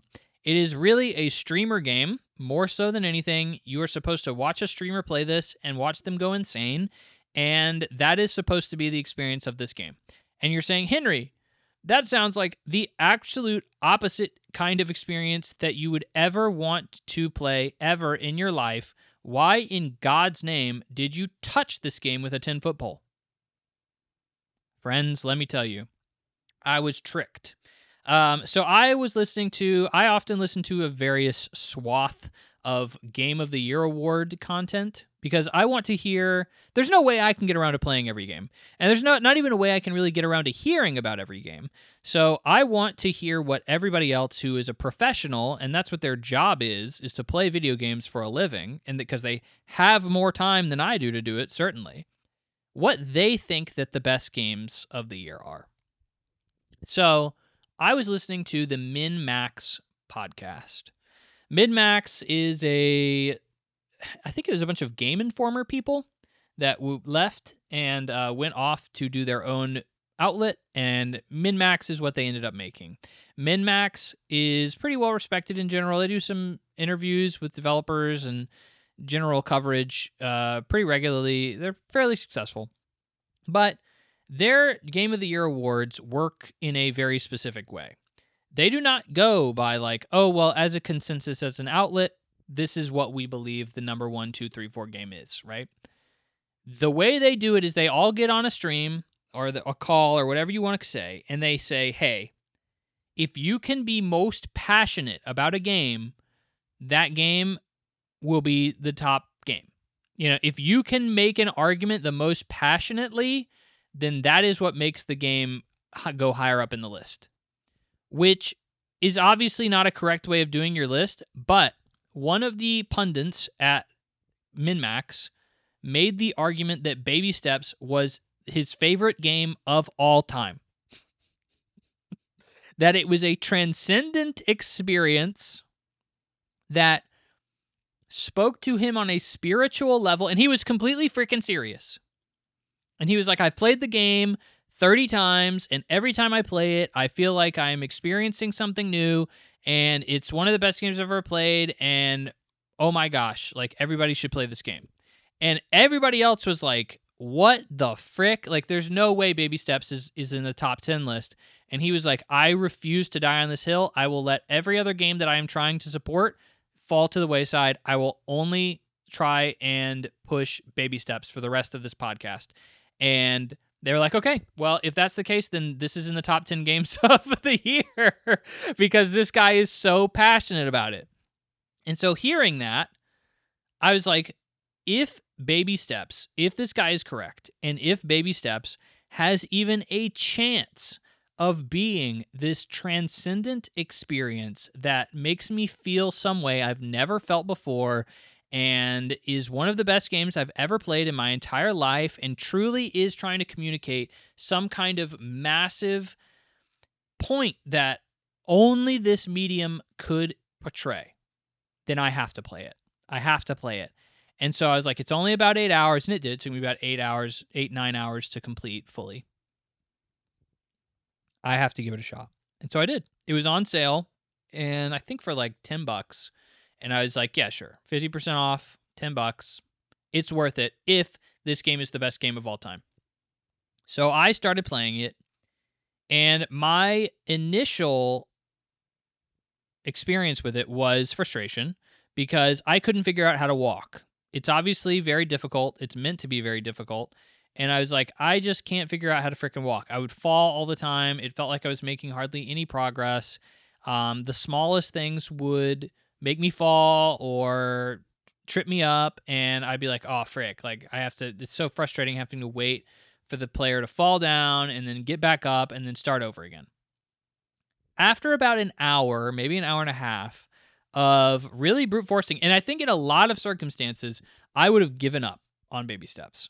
In any other circumstance, I think I would have easily been like, this is frustrating, and I got a million other games to play. Bye, and I would have immediately uninstalled it. But because I was told this game is one of the best games I've ever played, it's one of the best games of all time, I was like, I have to see it through. It's not that much of a commitment. I'm going to try. I'm really going to give it my all here. And I eventually got walking down for the most part. I was pretty good at it after like an hour and a half of really trying to figure it out. So, baby steps, from what I was told, this game was pretty divisive, and some people said it was really good, honestly. And what the incentive here for baby steps is there's comedy. So, every so often, you'll come across a cutscene done by Bennett Foddy and whoever else made this game. I'm sorry, I can't remember his name. And they are basically bantering. It is improv comedy. It makes no sense. It most of the time is not super funny, and like it is just kind of wacky, random humor that doesn't normally make a lot of sense or have much to do with anything that's going on. And hey, like it's at least something for your trouble, right? So as you continue, you will get those cutscenes if you come across them.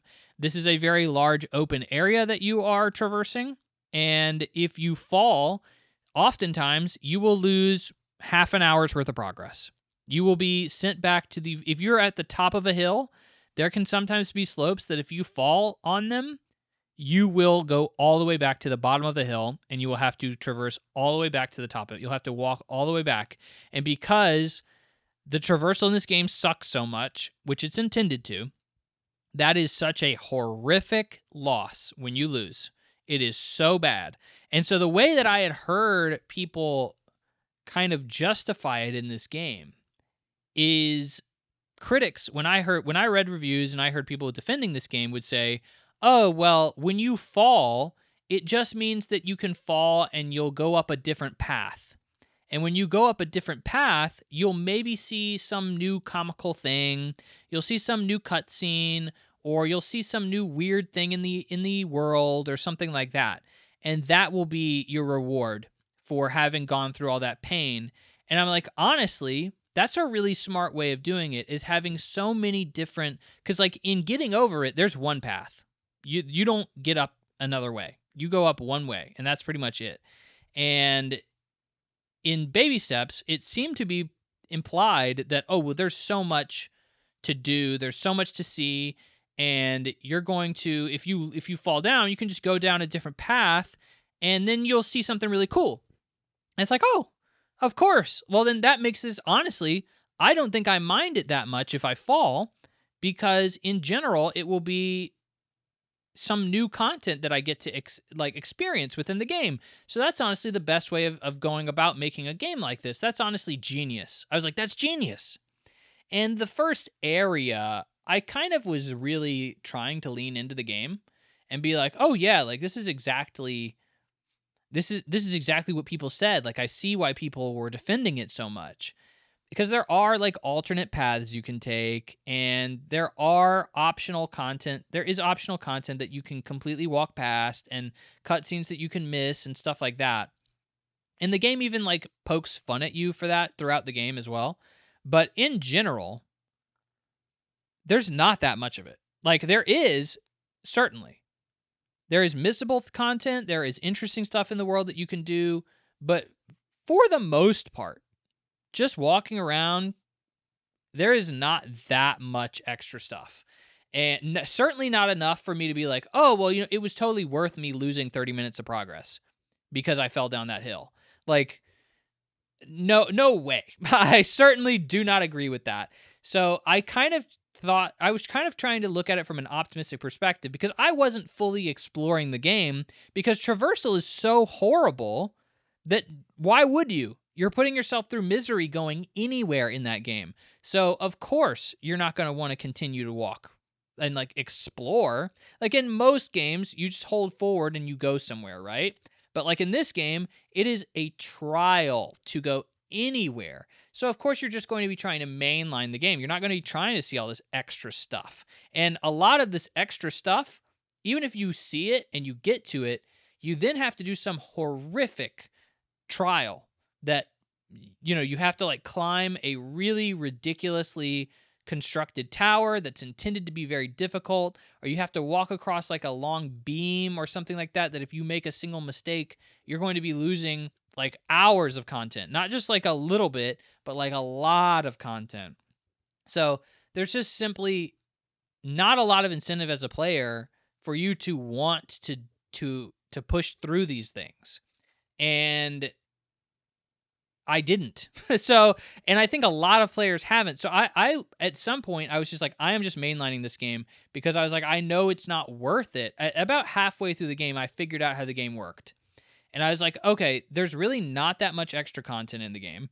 And there's really the content that I'm seeing isn't really worth it. Like for instance, I would go through some of the hardest platforming challenges in the game, some of the hardest traversal challenges in the game. And at the end of it, you would eat a banana. And the whole joke is just the character going, oh, it's a banana. I love bananas. Bananas are so good. And you get like a 10-second cutscene of just the character screaming that. And that's your reward. And I was like, oh, I definitely don't need that. Like, I don't require that. The joke is funny. Like, I went through all this horrible work and I put myself through so much stress moving through these horrible environments and putting myself, probably failing multiple times and losing a lot of progress to just get a cutscene that's wacky and goofy and doesn't mean anything. And I don't get anything specific in the game. And it's really a throwaway cutscene that I shouldn't have really ever cared about. And that's the joke, is like this game constantly is flipping you off. This is the biggest middle finger of a game I've ever played in my entire life.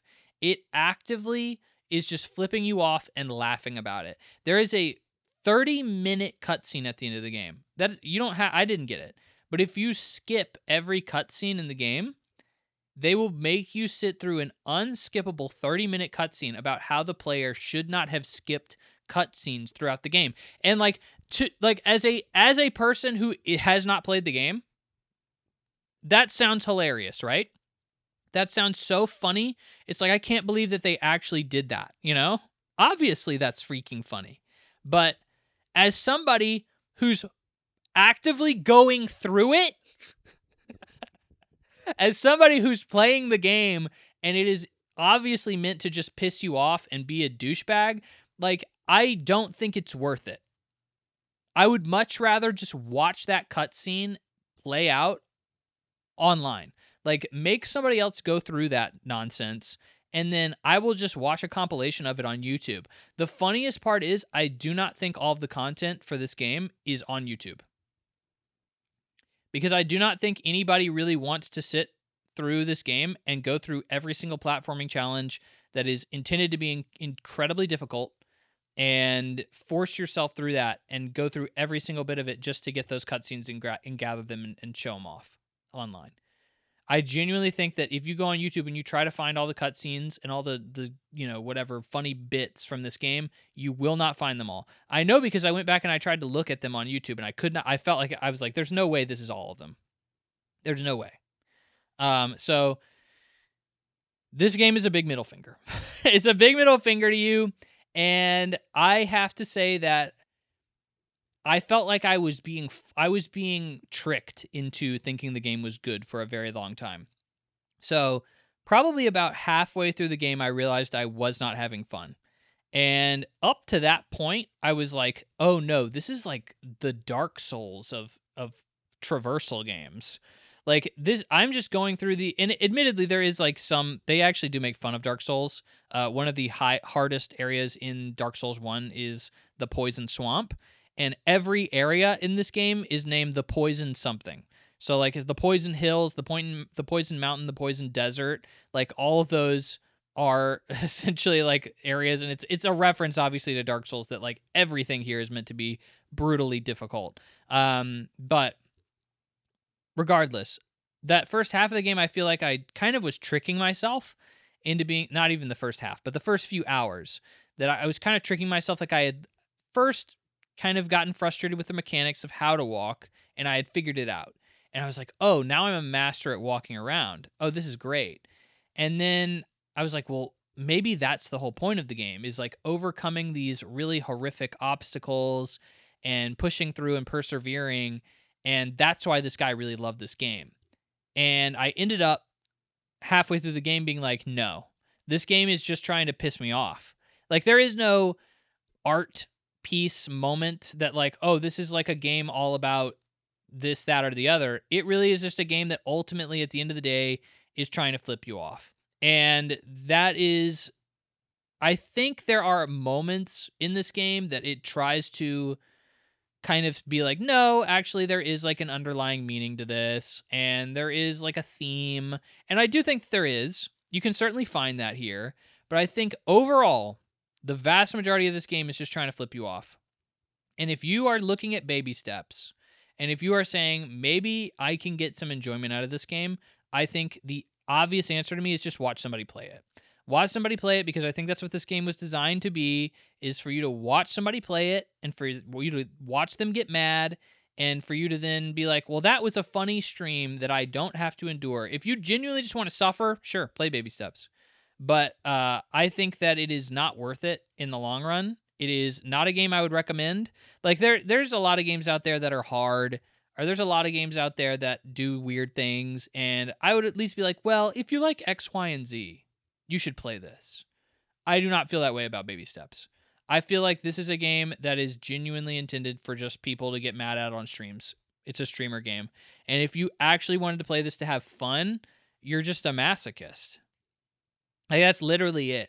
You're a masochist. Like, I feel like I could make that argument for Dark Souls, you know? Like, oh, you just like really hard games. Like, I don't think Dark Souls is genuinely trying to piss you off, though. There are times that Dark Souls does, admittedly, they do try to do that. Like, they do try to do some stuff that's just like cheap or not cool. But like, in general, I don't think most of the game does that. Baby Steps is actively trying to do that every step of the way. No pun intended. Is actively trying to piss you off, is actively trying to make your life miserable. And I find that to be funny from a conceptual level. It is genuinely funny, but it is not something that I would want to pay money for. It is not something that I would recommend people pay money for. It is not something that I would recommend people use their time for. I would think that there are so many better games out there where you can actually have fun from beginning to end. I did not find this game to be a transcending experience for me. I would not play it again. I'm not going to say like I regretted every moment with this game or anything like that. Okay? I feel like I'm saying like this game's horrible. It's not. I think the funny thing about this game is I think that it sets out to do what it wants to do expertly. I think from a design standpoint, it is expertly crafted. From a direction standpoint, it is expertly crafted. It set out with a vision, and it said, we want to make a very frustrating game that is meant to just flip off the player and just laugh at them constantly. And this game, magnificently, from beginning to end, top to bottom, gameplay, cutscenes, world design, everything, it succeeds. And I think that if you are willing to look past all that and respect that that's what the joke is, then that's fine. But I think that you'll get something out of it from that. But I do not think that you should play it. I think that you should watch a streamer play it, and you'll get the exact same understanding. You will understand by watching a streamer play it, this game is hard. You will understand by watching a streamer play it. Oh, the way you move around in this game is clumsy and difficult to master. You will watch the streamer and you will understand these cutscenes are funny for whatever reason they're funny. Like, you will get out of the experience the exact same thing just by watching somebody else play it. And I don't know why you would want to do that to yourself, other than just to say you experienced it as well, which is, fine. A lot of people do that. And that's the reason why games, just because the streamer streams it, doesn't mean it's like it fails miserably because, like, well, everybody's already experienced it that. But, like, I would not recommend it. I would not recommend baby steps personally. That's just a me thing. It technically tells a story of somebody overcoming themselves and overcoming the harshities of the world, but I feel like there's better games that communicate that, and certainly not in the most as creative a way as Baby Steps does, but certainly in a way that I feel would be more palatable and more enjoyable, even though that kind of a struggle is never going to be necessarily super fun to communicate via any medium. But in this case, I think it's really not fun. So I did beat it, did get through it, but I by the end of it, I was like, dang, that was an ordeal. My palms were sweaty. I felt like I had to be tense every moment of playing that game. Because, like, if you fall, then you lose so much progress. And it's like, okay, yeah, like I really got to be on my A game playing this 100% of the time. So, like, it was an experience, and it was one that I've never experienced before, but is not one I would recommend. There you go. And that will do it for my impressions. Not only my impressions, but a 3-hour podcast. Gosh darn, I had 2 news stories and 1 game impression, and somehow I made that a 2-hour and 45-minute podcast. Gosh darn. I thought last week's episode was too long. I was exhausted after last week's episode. Had to do it in 2 days, and I still did a 3-hour episode. I don't know how I do it. I talk too much. Thank you for listening to me talk way too much. I appreciate you listening, as always. I appreciate you being around and sticking around, and I hope to call you a friend. Is that overstepping? I hope not. But thank you for being here on another episode of the Plug and Play podcast. Until next time, I hope you play some good video games. Have a good day, good week, good year, and until next time, bye-bye.